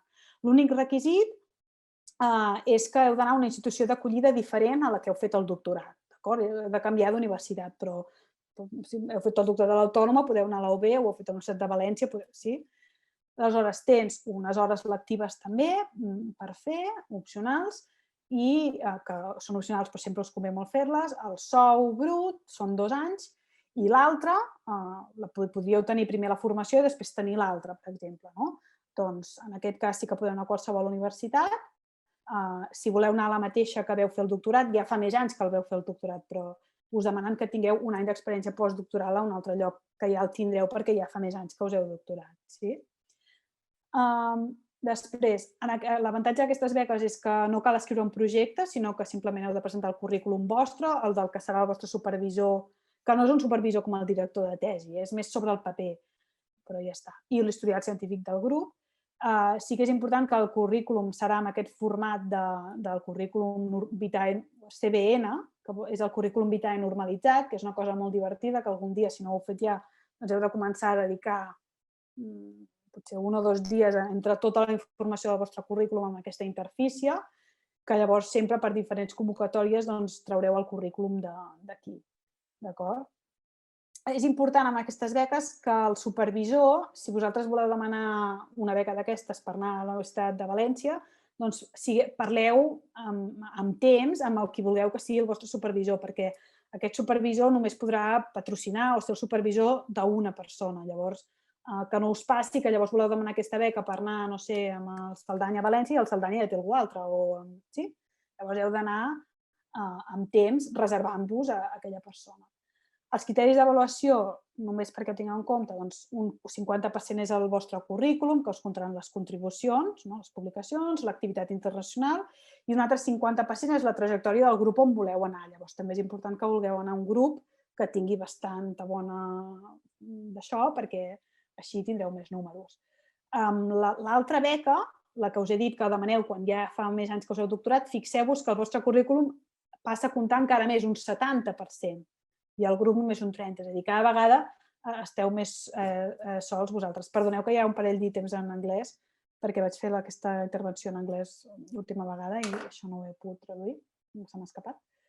Després, també, en el cas de Catalunya, hi ha uns contractes o ajuts postdoctorals que es diuen Beatriu de Pinós, que potser també us sonaran, que en aquest cas són per tornar a Catalunya quan ja has estat en algun altre lloc a l'estranger. Fixeu-vos, en el moment d'incorporar-te has de tenir 2 anys d'experiència postdoctoral a l'estranger. I també no pots haver viscut a l'Estat durant més de 12 mesos en els darrers 3 anys. Això és una cosa que si per algun motiu heu anat 2 anys, jo què sé, a fer un lectorat o a fer un contracte postdoctoral o el que sigui i llavors voleu tornar, doncs és una molt bona via per tornar amb un sou que ja veieu que no té res a veure amb els sous predoctorals, etc. Aquí sí que cal redactar un projecte molt detallat, etc.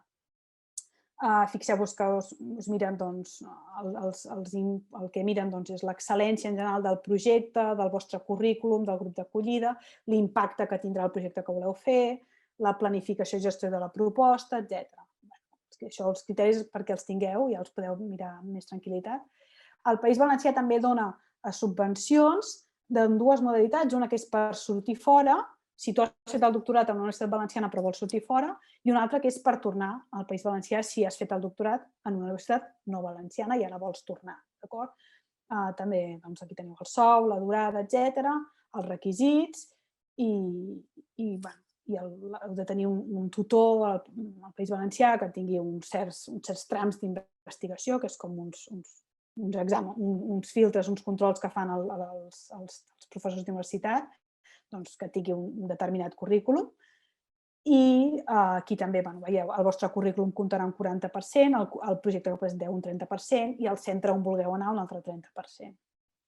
El govern de les Illes Balears convoca 14 contractes d'aquests postdoctorals subdividits en aquests diferents tipus d'ajuts, d'acord? És només perquè veieu de nou una mica la idea, els sous que més o menys hi ha, com veieu també està subdividit si has acabat el doctorat fa més poc o etc. D'acord? Normalment es demana això, si has fet la tesi doctoral fora o com a mínim has estat fora de les Illes Balears un temps i ara vols tornar. D'acord? Els criteris d'avaluació també més o menys similars, el vostre currículum, l'historial del grup, etc. I finalment us volia parlar també d'aquestes beques que es diuen Marie Curie, que són unes beques europees, que també les podeu demanar només acabeu el doctorat. Sí que és veritat que demanen moltes setmanes o molts mesos de preparació, perquè fins i tot hi ha conferències o seminaris en streaming per aprendre com redactar el projecte per presentar-te aquestes beques, però són beques, aquí teniu el sou, que el sou és això, més et donen 600 euros més al mes de mobilitat, més si estàs casat o tens fills o que sigui 500 euros més al mes, és a dir, són beques molt ben pagades per anar 2 anys a Europa, un país on no hagis estat prèviament, d'acord? D'aquesta de Marie Curie us ho volia explicar perquè també hi ha beques predoctorals Marie Curie, el que passa que, com teniu aquí baix de tot, solen estar lligades a projectes, llavors s'ha de consultar com en una pàgina web que hi ha, llavors potser és més difícil que us encaixi, però l'altre és del tema absolutament que vosaltres vulgueu, per anar on vulgueu, amb unes molt bones condicions i si algú té una beca d'aquestes després se li obren moltes portes, d'acord? Finalment, a l'última etapa, és a dir, quan ja has tingut les beques postdoctorals que he explicat, hi ha encara una altra beca postdoctoral que es diu Ramon i Cajal, que potser també us sona, que aquestes beques ja són de 5 anys, ja són més temps, el sou brut és el que teniu aquí, més també tens una borsa de diners per viatjar, per anar a congressos, més la universitat, si t'acaba creant una plaça, rep aquests diners per crear-te una plaça, etc. En la majoria d'aquestes beques postdoctorals que dona el Ministeri espanyol, entre parèntesis poso això de cofinançament amb uns asteriscos, perquè vol dir que la universitat on vosaltres voleu anar ha de pagar uns diners també. Llavors, ha de pagar la seguretat social, ha de pagar uns certs diners. Aleshores, moltes vegades, potser vosaltres quan acabeu voleu demanar la primera que us he dit, la Juan de la Cierva, per anar a, no sé, a l'autònoma, i l'autònoma us diu, ostres, és que no podem pagar aquests diners extra, no la pots demanar amb nosaltres. Això a vegades passa, vull dir que la universitat ha d'estar disposada a cofinançar una part del teu sou, perquè la convocatòria és així. D'acord? Només perquè ho veieu, perdoneu, i acabo amb aquesta última beca, la Ramon y Cajal, que és com la que ja demanes quan ja fa més temps que has fet el doctorat i com l'última beca postdoctoral que pots tenir ja, que després t'acaben creant una plaça després d'això, doncs aquí ja el currículum del sol·licitant ja passa a comptar el 100%, vull dir, ja només compta el que tu hagis fet, el que hagis publicat, com t'hagis mogut, com t'hagis internacionalitzat, etc. Perquè veieu l'evolució que cada cop, diguem, pesa més el que hagis fet. Aleshores, en definitiva, jo diria que per dedicar-te a la investigació, tant sigui només per fer la tesi com per dedicar-t'hi després més, hem de tenir aquesta passió pel tema que trieu, com deia abans, la capacitat de treball autònom, establir contactes de la manera que sigui, ara s'ha de fer més virtualment, però fer-ho, vull dir, sentiu algun seminari, després us interessa el que ha dit, doncs li escriviu un correu, vull dir, que no us faci por establir contactes, no? Dic internacionals en el cas que vulgueu fer una carrera que després us vulgueu moure més, o també depèn molt del tema que feu, però potser us interessa més que us coneguin molt bé a tot l'àmbit de la catalanística, llavors establir contactes arreu dels països catalans. Però sobretot no quedar-vos al vostre departament i ja està, d'acord? Després, tenir aquesta planificació sempre des del principi, és a dir, ja veieu que el que feu al grau i la nota que traieu tindrà repercussió si teniu beca després, el que feu durant l'etapa predoctoral tindrà repercussió després, vull dir, tot va lligat, llavors ser planificat i tenir una mica la idea de què voleu fer després, i llavors també molta paciència, perquè el que us deia, tot aquest món de les beques o dels ajuts, tant predoctorals com postdoctorals, va molt més lent que el mercat laboral, no? No sé, els vostres amics potser, ostres, m'he presentat a una feina i ja me l'han donat o no me l'han donat. El nostre va molt més lent, però bé, per això us deia a vegades procurar tenir més d'una carta a la mà, d'acord? No deixar-ho tot a vegades en una sola via. I res més. Perfecte, moltíssimes gràcies, Anna. Hem anat recollint les preguntes que han sortit al xat. Les he endreçat en funció dels tres parts en què has dividit l'exposició, el món predoctoral, el món del doctorat i món postdoctoral. I si et sembla, les fem en aquests blocs. Sí.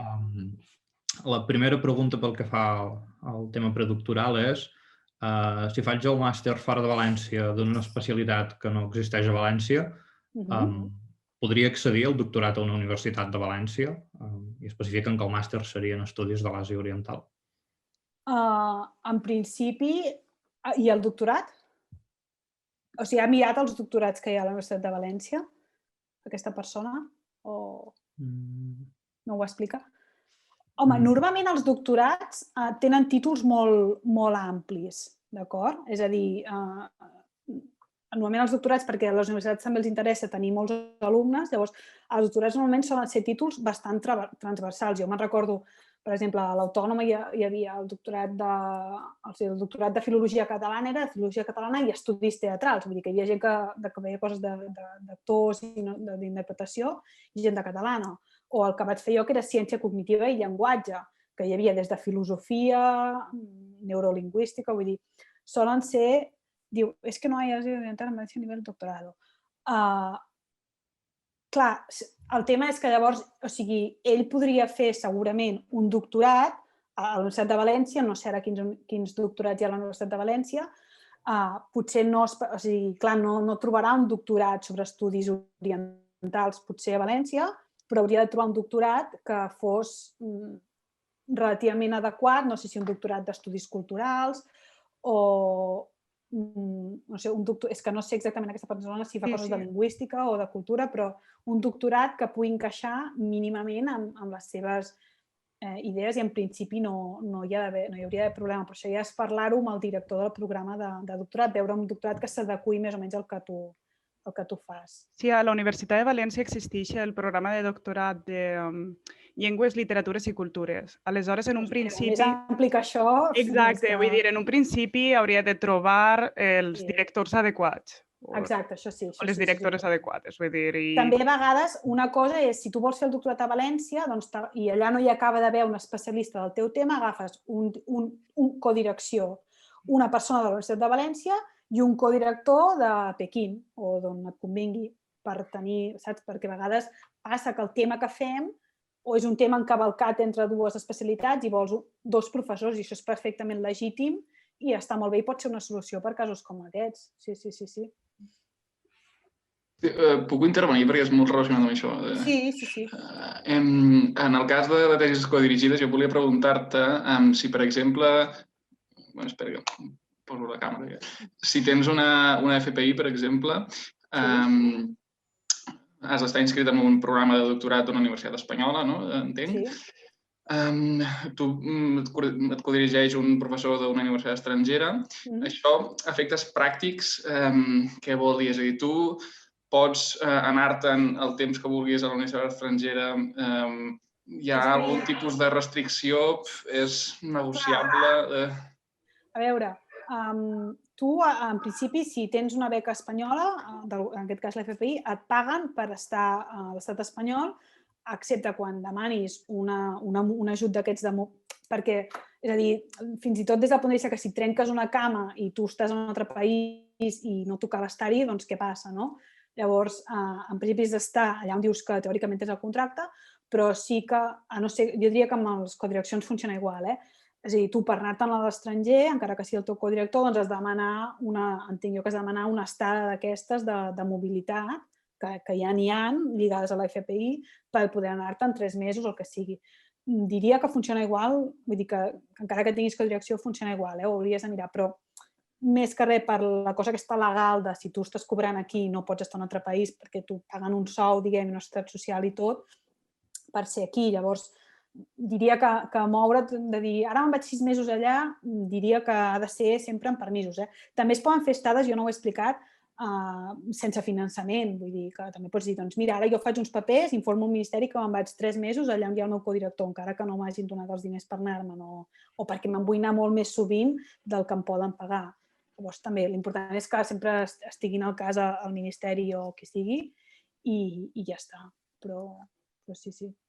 I llavors, efectes pràctics, jo crec que és una cosa molt bona, segons quin tema feu, perquè després també pot obrir portes al fet d'estar vinculat amb dues universitats, i etc. Vull dir que sí. Encara vinculat amb això que dèieu ara, hi ha algú, la Marta Duran, que apunta que el que és diferent és tenir una cotutela internacional. Val, cotutela internacional, que és diferent de codirecció. No sé què vol dir que... Clar, jo l'experiència de tenir una codirecció no l'he tinguda, llavors no sé si vol dir que... O sigui, perdó, és que... A veure, ho dic perquè també porto un any o així intentant demanar un doctorat, jo també perquè... Una mica per ajudar, perquè crec que també esperar que la pobra Anna ja s'ha informat molt i ens ha ajudat moltíssim, crec que tampoc cal aquí l'omnisapiència. Doncs, o sigui, hi ha com dues modalitats per fer-ho com més o menys internacional de manera regular, que és la codirecció i la cotutela. La codirecció normalment va lligat a això, tenir un supervisor extern, implica tenir una part del text en anglès o en alguna llengua internacional, implica un seguit, és com més formal. O sigui, hi ha les estades, que és tenir-ho tot a Catalunya o on sigui, hi ha estades internacionals i després, si vols tenir un contacte més estable amb alguna institució estrangera, seria la codirecció, que és relativament fàcil d'aconseguir, i després hi ha cotuteles. Cotuteles és des del minut 0 ja fer un doctorat entre dues institucions. Normalment hi ha una institució que és la home institution i després hi ha la host. I normalment el que es fa és que si dura 3 o 4 anys, doncs es fa un any a la host i la resta a la home. Efectes pràctics. Clar, és que com ell em deia que ell tenia la FPI, això és... Llavors suposo que el que tu dius és independentment de la beca... Clar, potser ja no pots tenir una FPI si fas això, no?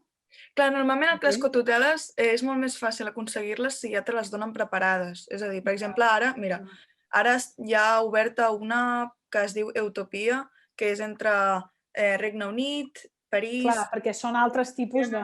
Exacte, i vas obrint. Vull dir que és molt les cotuteles, si realment vols fer més estable i més de vinc i... És demanar ja amb un programa d'aquests, clar. Exacte, sí. Clar, ell com que em preguntava que ja té la FPI, dic, llavors suposo que regeix com tothom que té una FPI, que per marxar has d'informar i que estàs més constret, però sí, sí. Però vaja, que si tenim una beca d'aquestes, teniu ganes d'estar, vull dir que es pot fer i són tot facilitats i no hi ha problema. Però... Bé, després també demanaven si les FPU es reparteixen per especialitats o bé es reparteixen entre totes les especialitats per nota. És a dir, en donen hi ha unes línies d'investigació, en el vostre cas seria, em sembla que es diu Filologia i Lingüística, si no ho han canviat, llavors ells ja procuren, és a dir, no és que les donin totes a Medicina, són en aquest cas 850 beques, em sembla, però repartides i hi ha uns tants per cada disciplina. De fet, va normalment en proporció de la quantitat de gent que ho demana. Llavors, de lletres hi ha molta gent que ho demana i en donen també moltes. Vull dir que amb això hi ha diverses aquestes àrees, ho tenen en compte. Bé, de fet, l'àrea del Ministeri es diu Filologia i Filosofia. Filologia i Filosofia, sí, no sé per què ho he canviat, sí, perdó, sí. Bé, abans de continuar amb les preguntes, la Pau diu pel xat que tenim preguntes preparades, si algú vol... Sí, si algú vol obrir la càmera i endavant, o sense obrir-la. Hi havia algú també que demanava si es tenia en compte la nota del grau o bé la nota del màster per demanar beques predoctorals. Sí. Bé, us he posat exactament amb totes, però amb totes us he posat que es demanen, però amb la majoria sí, perquè bàsicament quan demaneu una beca predoctoral és que l'únic que podeu aportar és la vostra nota del grau i del màster, perquè no hi ha res més, no? Com és normal. Si teniu certificats d'idiomes o altres beques de col·laboracions amb els departaments, aquestes coses, però vull dir, sí, evidentment, els estudis, la nota del grau i la nota del màster és bàsicament el que més miraran amb aquestes beques, sí. Després hi havia algú que apuntava que com demanar una beca predoctoral pel que fa als directors i al equip investigador del projecte, perquè si dues persones del mateix director del mateix projecte volen demanar-la, hi ha problemes. Hi ha problemes, sí. Afegiva que efectivament els directors no poden aparèixer en la demanda d'una mateixa... O sigui, un director no pot avalar dos FPUs, per exemple. Exacte. Els dos, també. Sí, exacte. Amb la FPU passa el mateix, que us heu de... Això, clar, és complicat. Normalment, clar, a veure... Hi ha de ser mala sort que dos estudiants al mateix any vulguin demanar una beca amb el mateix professor, vull dir, hi ha de ser mala sort, però a vegades passa. Llavors, clar, jo entenc que aquí hi ha dues opcions, o sigui, o bé un ho ha demanat molt abans que l'altre, o sigui, s'ha demanat, li ha dit el professor abans que l'altre, llavors hauria de primar el criteri d'anticipació, o bé el professor mira, doncs, quin té més nota, quin té més números, trio aquest, que potser és injust si el que no té tanta nota ho havia dit primer. És un problema. El que us recomano jo en general és que, diguem, jo no recordo quan vaig anar a parlar amb la persona amb la Gemma Rigau, que és qui jo volia fer la tesi, però o sigui, bastanta antelació, és a dir, si ja ho teniu clar o si ho comenceu a tenir clar, com abans parleu molt d'això, millor. I si a més podeu fer l'esforç de tenir la nota com més alta, millor, doncs d'això. Fora d'això, és que clar, no sé com ho resoldrà el professor concret. També pot ser que es decideixi, doncs mira, tu demanes la FPU i tu demanes la FPI, o tu demanes la FPU aquest any, tu ja la demanaràs l'any que ve, no ho sé. Però sí que sé que també jo quan havia vist casos de problemes així i la veritat és que si ho teniu molt clar, anticipeu-vos com abans millor. Aquí aquesta persona diu que no havia aclarit la pregunta, que ella es referia a la mitjana és la que tenen en compte, si tenen la màster o de grau, perquè poden ser ben diferents.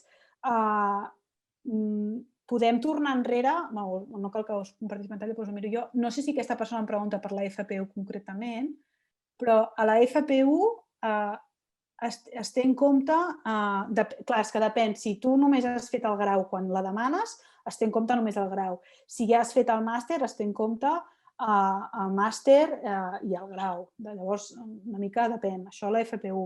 Les altres, crec que normalment es té en compte tot, o potser el grau compta més que el màster. Heu de mirar la convocatòria concreta que us voleu presentar perquè us n'he... Per exemple, estic veient les de la Generalitat de Catalunya, doncs un 80% al grau i un 20% al màster, i això fa mitjana. Vull dir que depèn de la que vulgueu demanar, però en principi es té en compte tot, amb pesos diferents potser, però heu de mirar exactament la convocatòria. La Júlia, que ha marxat, apuntava que també hi ha les modalitats de predocs propis de cada universitat. Bueno, sí, això no ho he comentat, sí, que aquesta també és una altra opció. Si teniu sort que hi ha un projecte que té diners per convocar una predoc, doncs endavant, perquè, diguem, són en general beques una mica més a dit. L'única cosa que tenen, diríem, és que veieu que després hem vist que es tenia en compte que haguessis tingut una beca predoctoral amb convocatòria competitiva.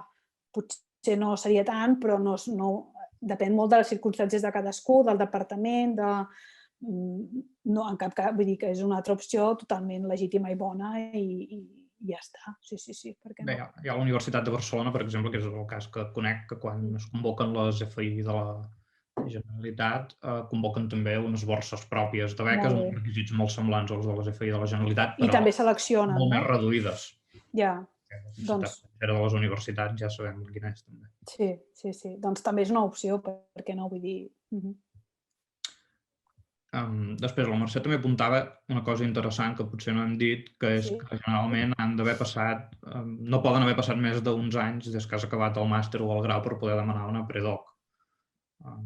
Des de casa, vale, és veritat, sí. Home, sí, cada cop, no sé si la FPU ho especifica, perquè jo conec gent que ha tingut la FPU, diguem, no sé, amb 40 o 50 anys, però no sé si era gent que llavors havia fet el màster ja de grans, però sí és veritat que s'hauria de mirar si algun lloc ho especifica. Sí, però potser seria, estem parlant de molts anys, si tots relativament joves, em sembla que no heu de... diuen, la FPU especifica l'any d'acabar el grau, però donen bastant de marge, no? No sé si... 2017, diu. Doncs això ho han canviat, perquè abans no era així. Val. O sigui, clar, que si algú, per exemple, se'n va a un altre món i llavors vol tornar al món universitari, però bé, després si et poses a fer el màster, suposo que ja... El màster no compta. Vale. Bueno, doncs això és tenir-ho present. Clar, és veritat que jo he parlat com si tots haguéssiu de fer la FPU quan acabeu, i és veritat que la vida pot ser molt diferent i podeu sortir d'aquest món després voler tornar a entrar, és veritat. Sí. Algú havia demanat que si el primer any no tenies beca, però et matriculaves al doctorat, si la podies demanar i tenies-la... Sí, hi ha gent que ho fa, que el primer any no els hi donen i després l'any que ve sí. Vull dir, és que a vegades no te la donen a la primera, vull dir que n'hi ha moltes, però hi pot haver moltes circumstàncies. Clar, són beques que van molt per la nota, hi pot haver algú que per una circumstància personal o perquè la meitat d'assignatures de la carrera no li interessaven i no s'hi va matar gaire i ara té una nota més aviat baixa, encara que potser és un crac en un tema, i és un problema, perquè llavors potser el primer any no us ho donen i us heu d'esperar el segon. Vull dir que és veritat que a vegades no és automàtic tampoc tenir una beca. Hi ha moltes possibilitats, però... I, de fet, això encara deies, té a veure també amb una altra pregunta que et demanaven què opines del fet que moltes vegades es donin les beques en base al currículum del grup d'acollida, mentre que en altres sistemes, com per exemple el britànic, el que més pesa és el projecte, tipus impacte, coherència, excel·lència del projecte. Clar, és el que has ensenyat, que en el cas de l'estat espanyol i de Catalunya també, i de més o menys tot arreu, és que aquí es compta, quan tu comences, el que compta és el teu currículum, però també el grup on vas, etc. A mesura que et vas fent, que vas creixent en aquest món, ja heu vist que l'última beca postdoctoral que hem vist, el 100% era el teu currículum, no? I llavors això és veritat que, clar, per exemple, a vegades dues persones amb un currículum similar, si el teu director de tesi o el teu grup d'acollida és molt més bo o sigui, potser una persona amb menys nota d'expedient, com que ha triat un grup més bo, doncs tindrà la beca i tu no. I això és veritat que a vegades pot passar i és un problema.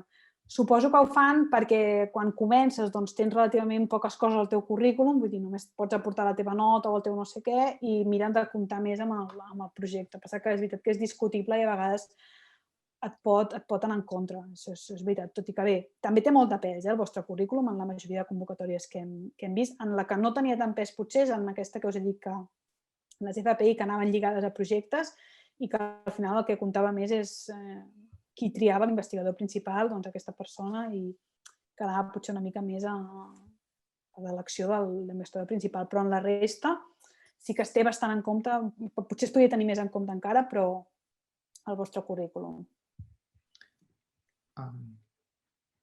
Bé, veig que una de les preguntes que havia fet la Laura sobre si sent lector i fent la tesi sense beca podria optar a l'acreditació, ja li han respost que...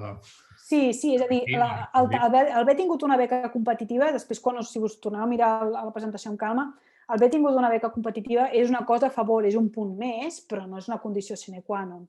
El que passa que sí que, per exemple, per anar bé, per tenir una acreditació, has d'haver fet estades. Si no tens beca potser és una mica més difícil perquè potser t'ho has de pagar tu, però que encara que no tingueu beca, procureu fer estades i això, perquè això sí que després us ho comptaran. També, si no teniu beca, no sé si tindreu l'oportunitat de fer docència. Estaria bé que tingués l'oportunitat de fer docència perquè també són coses que us comptaran. Després hi havia algú també que demanava si els certificats d'idiomes compten punts. A veure, ja us dic, al principi de tot, quan demanes la FPU, que tu pràcticament no tens res, tens la nota mitjana de l'expedient i poca cosa més. Doncs els certificats d'idiomes és una cosa que pots aportar i que poden fer una diferència entre tu i l'altre. Vull dir, sí, certificats d'idiomes, si has fet alguna beca de col·laboració durant el grau i bàsicament això. Vull dir, sí, és una de les poques coses que pots aportar i que poden tenir en compte, sobretot en l'àmbit nostre de les llengües. Bé, després hi ha algú que demana que si ha fet periodisme i comunicació audiovisual, si podria fer un màster de lingüística, de traducció o de filosofia sense ser filòleg, etc. I després fer un doctorat d'aquestes especialitzats o bé has de portar l'especialitat del grau. Doncs la resposta és que sí, independentment que jo hi estigui d'acord o no, però, bueno, és a dir, què ho dic amb això? No ho dic per a aquesta persona concreta, però què passa? Que els màsters també els hi passa una mica com els doctorats, però encara pitjor els màsters, per poder tenir alumnes i no haver-los de tancar, el que fan és que accepten gent de molts orígens, diguem, de molts graus. I jo, per exemple, el màster que jo vaig fer, que era de lingüística catalana, hi havia gent de periodisme, hi ha gent de totes les especialitats, per tant, sí que pot. Per què dic que una altra cosa és que jo hi estigui d'acord? Doncs perquè, clar, el nivell de formació d'assignatures que ha fet de llengua o de literatura, una persona que fa 4 anys que fa filologia catalana, que una persona que fa 4 anys que fa periodisme, jo he fet classe de periodisme i tenen una assignatura de llengua. Llavors, el nivell d'especialització és molt diferent. Llavors, què passa? Que el màster, quan tu arribes al màster, suposo que molts haureu tingut aquesta sensació, és que, clar, el màster hauria de ser una continuació, amb un grau més elevat d'especialització, però què passa? Com que hi ha gent de molts perfils diferents, al final el màster és una mica un repàs de la carrera a vegades. Llavors, això provoca un problema, però bé, en general no hi ha problema. També pot passar que algú es va apuntar a comunicació i periodisme, però resulta que el que li agrada més és la llengua i ha de tenir dret a poder canviar de via, ja ho entenc. Llavors, en principi, sí, perquè he vist casos així. Llavors, les webs dels màsters sempre ho explicita, quines vies s'accepten i són molt àmplies, vull dir que miri el màster que vol fer concret i segurament no hi haurà problema. Bé, i la part predoctoral ja gairebé acabem. Hi ha algú que, a part de donar-te les gràcies per la informació, demana si durant la tesi es pot fer classe sense contracte i si no es té beca, si es pot accedir fàcilment a un contracte de professor associat. Si durant la tesi es poden fer classes sense contracte, a la universitat, si no tens beca, em sembla que m'ha dit, suposo que difícilment, perquè, esclar, l'única manera a no ser que la universitat s'inventi algun tipus de contracte, però la figura que hi hauria per fer classes seria ser professor associat, però avui en dia ja per fer de professor associat normalment demanen que siguis doctor. Pot ser que hi hagi gent que faci de professor associat sense ser doctor. Això existeix i seria, suposo, la manera per a aquesta persona de fer classes. I la segona part quina era, Eloi? Perdona. I bé, venia a ser això, és a dir, si es pot fer docència sense beca i si no, doncs com es pot fer per accedir a una plaça d'associat. Això, bueno, una plaça d'associat és això normal. Si la plaça és d'associat, normalment, saps què passa? Que de places d'associat, és a dir, difícilment, si no ets doctor, com que hi haurà segurament alguna persona doctora que també es presentarà, llavors és difícil que la tinguis si no ets doctor. Però bé, hi ha gent que sense ser doctor fa classes com a associat, per tant, no seria impossible. És estar al cas de les convocatòries i presentar-t'hi i que no hi hagi el requisit de ser doctor i ja està. Bé, i acaba d'aparèixer una última pregunta al xat que demana si els mèrits dels contractes postdoctorals se separen els capítols de llibres i els articles de revista. Normalment, és a dir, no és que se separin explícitament, és a dir, es miren les publicacions en general i les que solen comptar més són els articles en revistes científiques. Els capítols de llibres, si són en editorials internacionals de prestigi, també es compten, però almenys es computa tot junt. És a dir, sí que quan tu, per exemple, fas el teu currículum, sí que ho has de separar. Articles en revistes, capítols de llibres, perquè són ítems diferents. Però que, de fet, si algú entra i em googleja o entra al meu web, pot veure, per tenir una idea de currículum, d'annapineda.cat podeu veure un exemple de currículum amb tots aquests ítems separats. Però no és que comptin allò, només comptarem els articles, no, però són conceptes diferents. Representa que és molt més prestigiós un article de revista, perquè en una revista d'aquestes més d'impacte, potser entre que tu envies l'article el primer cop i van passant processos de revisions i t'acaba sortint l'article publicat, potser passen 3 anys a vegades. Vull dir que, clar, representa que és una feina més costosa. I demanen també si recomanaries els cursos de Coursera per fer currículum. No els conec. Sí, no, espera, t'acabo la pregunta, si et sembla. Si el reconeixement de la docència també es compta la docència d'institut o només la universitària. I, finalment, si es pot demanar una beca sense estar matriculat a un programa de doctorat.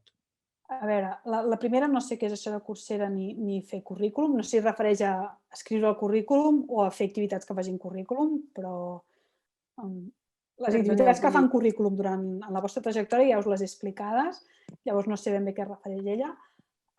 Després, la docència, en l'àmbit que estem comptant, es compta només la docència universitària i es dona una beca sense estar matriculat a un programa de doctorat. Sí, és el que hem vist, que les beques, sobretot predoctorals, demanen normalment que tu estiguis, que hagis fet el grau i estiguis matriculat a un màster o que estiguis fent el màster i estiguis matriculat al doctorat. Vull dir que són bastant flexibles. La FPU, per exemple, tu només que com a mínim estiguis matriculat al màster o només que estiguis matriculat al doctorat. Depèn de si has fet el màster o no. Però si tu no cal que estiguis, en aquest cas aquesta persona no sé si entenc que ara ha acabat el grau, doncs s'ha de matricular, ja té el màster acabat, doncs llavors sí, llavors has de tenir els papers conforme...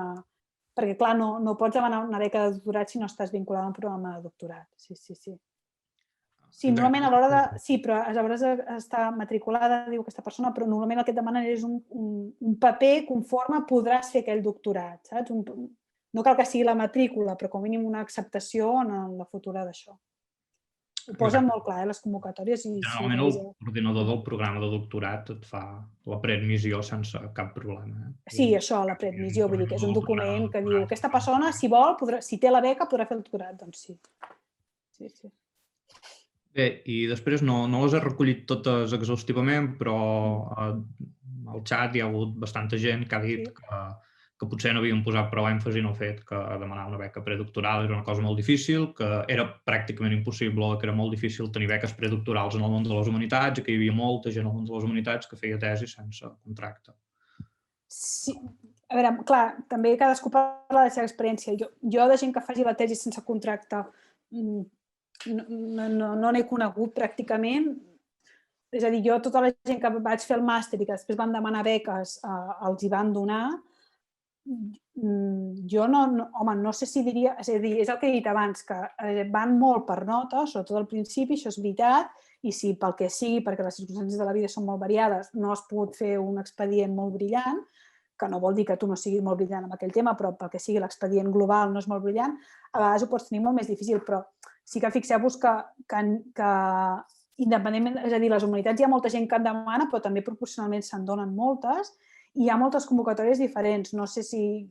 que no dic que no hi hagi casos que costi molt, però és que, clar, hi ha les 800 i escaig de FPU, les més de 1.000 de FPI, després les de cada comunitat autònoma que he anat veient, després encara hi ha les lligades a projectes que hem dit que eren una mica més a dit, és a dir, que potser pot ser més fàcil demanar-les si les altres no han tingut tanta sort, doncs amb aquestes que tens vinculació amb una persona, amb un professor que et tria directament a tu, o fins i tot les que deia l'Eloi, internes a la universitat. Vull dir, hi ha moltes portes per trucar. No dic que sigui automàtic, si tens molt bona nota sí que és automàtic, si no, no és tan automàtic, però que hem de tocar també potser a vegades el que jo us he dit també, tenir més d'una carta a la mà, intentar tocar moltes portes, perquè potser amb una no hi ha sort.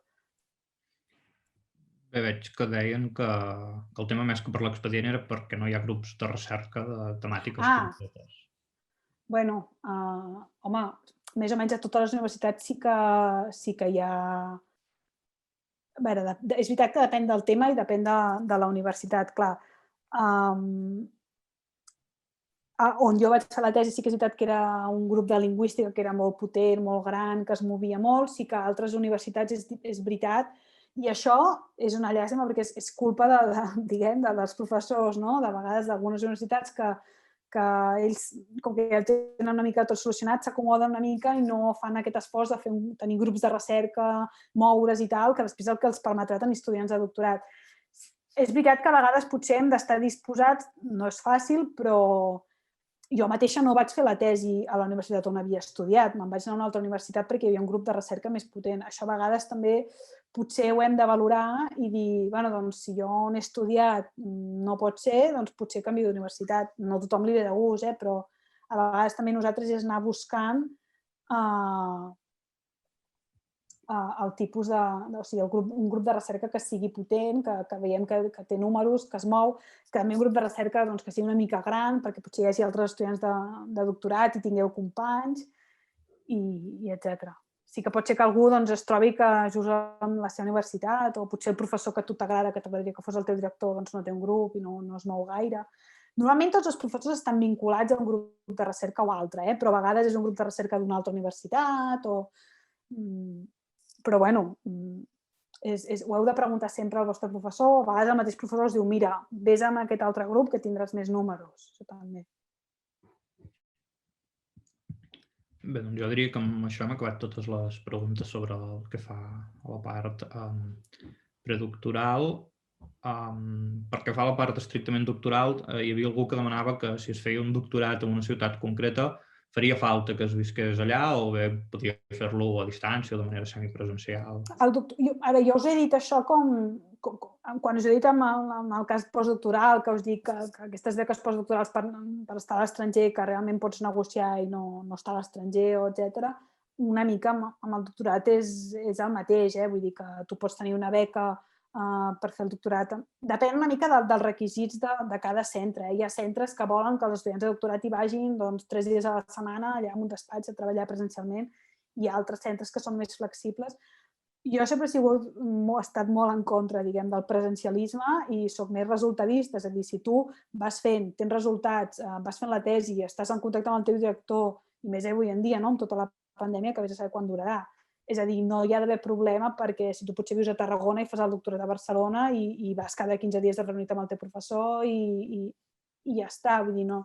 O si hi ha un seminari llavors hi vas o el que sigui, però sempre els contractes postdoctorals sempre posen alguna cosa així, tipus la persona s'adaptarà als horaris establerts pel centre, no sé què, una cosa així, però això no vol dir que tu hagis d'anar cada dia allà de 10 a 5 o el que sigui, depèn de tu l'acord a què arribis i hi ha casos molt diferents, hi ha gent que treballa molt bé a casa i amb això no us faci por preguntar, dir, escolta, voldria fer el doctorat aquí, però m'agradaria no haver de venir cada dia a veure què us diuen, perquè conec molta gent que ho ha fet i no hi ha problemes. Que a vegades fins i tot a les universitats no hi ha ni espai pels becaris, vull dir que ja convé que no hi vagis, vull dir que depèn. Després també heu de pensar que hi haurà un moment que haureu de fer classes, un període durant el doctorat, que llavors sí que, clar, potser haureu d'anar més sovint a la universitat, però... Bé, després encara sobre el període doctoral, hi havia algú que demanava què passava amb els congressos organitzats per estudiants de doctorat de manera més informal o per joves investigadors. Era una pregunta una mica etèria, no sé si qui l'ha fet la vol. Bueno, suposo que refereix a quin prestigi tenen i tot. És a dir, ja ho he vist que encara que sigui l'important d'aquests congressos, encara que els organitzeu així, l'important és que siguin internacionals, vull dir, que li poseu en el títol internacional.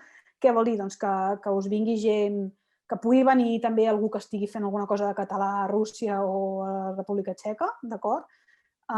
I per anar bé que el comitè científic sigui gent de diverses universitats, que jo pel que sé diria que això ja ho compliu també, vull dir que no és que el comitè científic, els que trieu quins abstracts es presentaran, o sigui, quins seran acceptats i quins no, no sou dues persones de la mateixa universitat que ho decidiu tot, sou gent diversa, ho envieu a avaluadors de fora, llavors els requisits en el fons els compliu.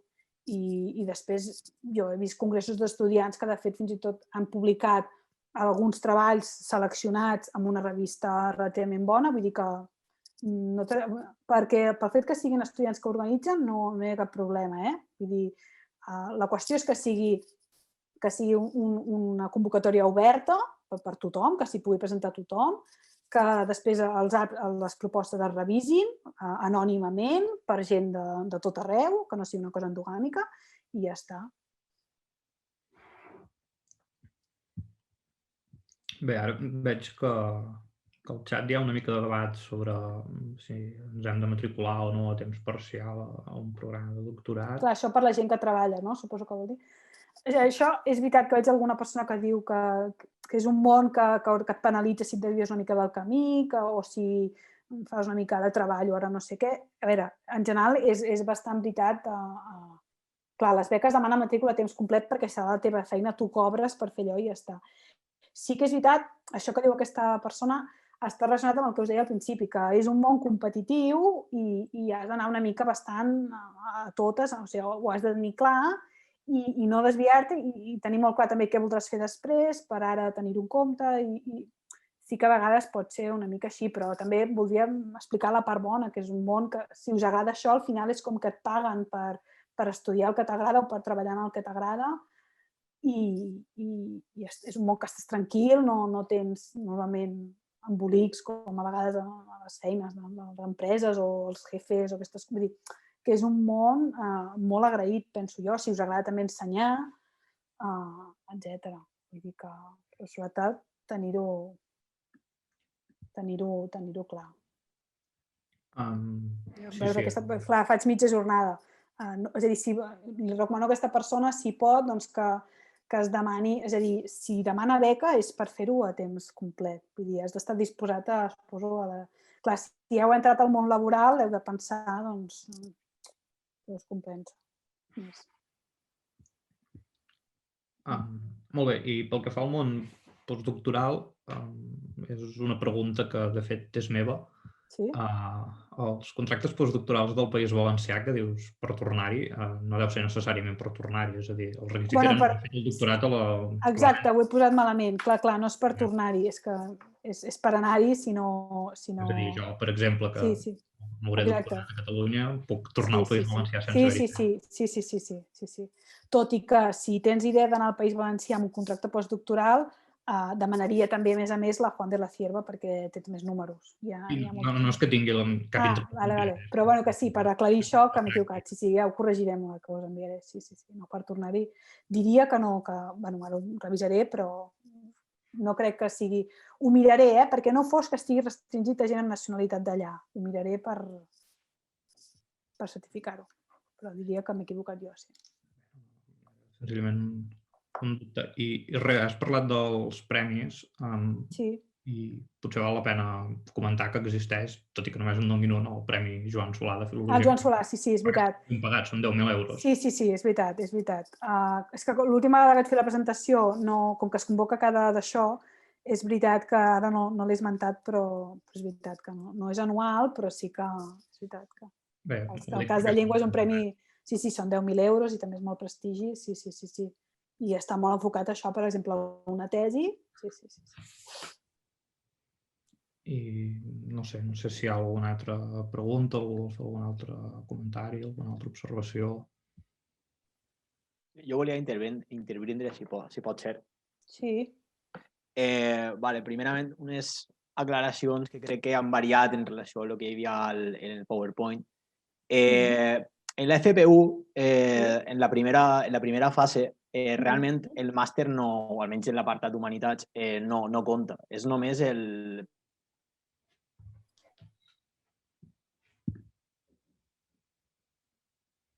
Hola?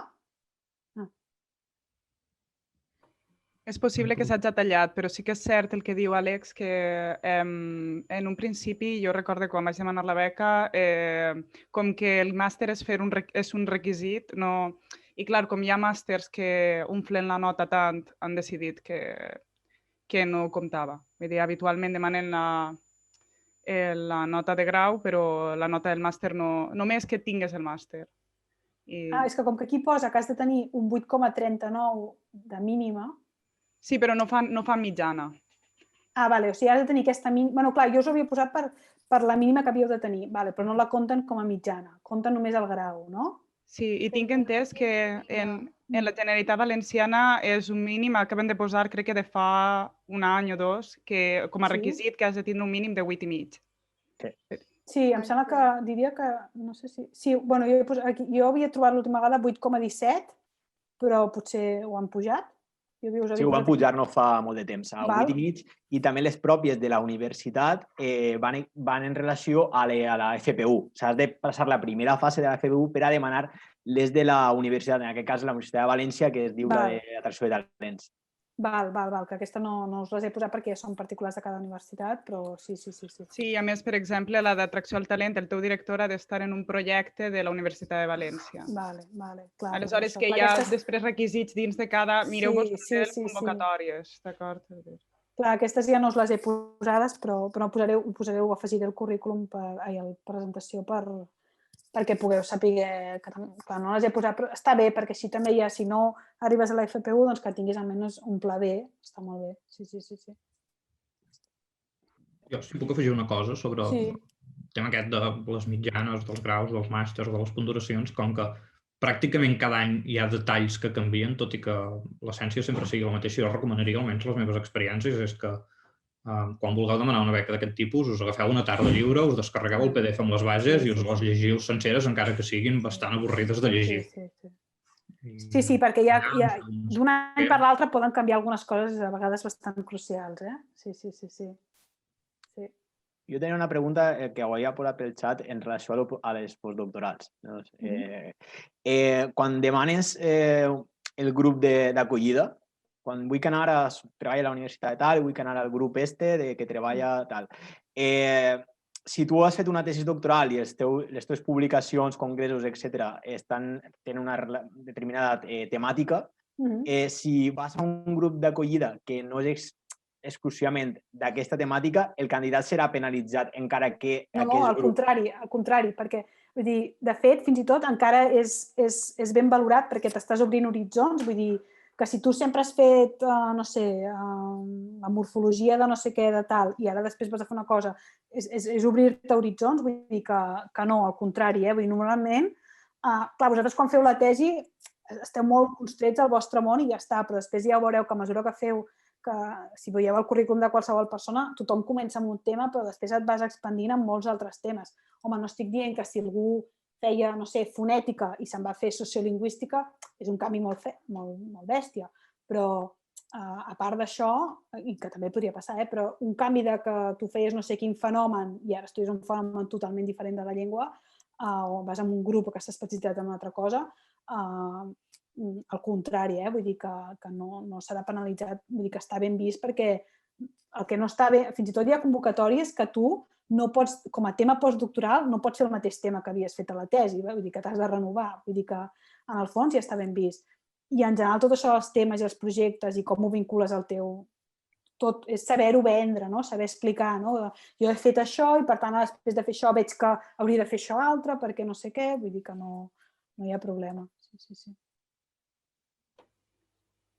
Igualment, també volíem dir que la pròxima xerrada és sobre postdoctorals i coses així. Ostres! Doncs tranquil·la, no et preocupes. Sí, està molt bé perquè, a més, vull dir, has condensat tota la xerrada sobre algunes coses, però d'ahir tindrem una cosa aposta per tota la gent que tinga dubtes sobre coses postdoc o està encara en etapa predoc o fent el doctorat. Vull dir que també li ve bé després tindré una sessió només... Qui vindrà a fer-la?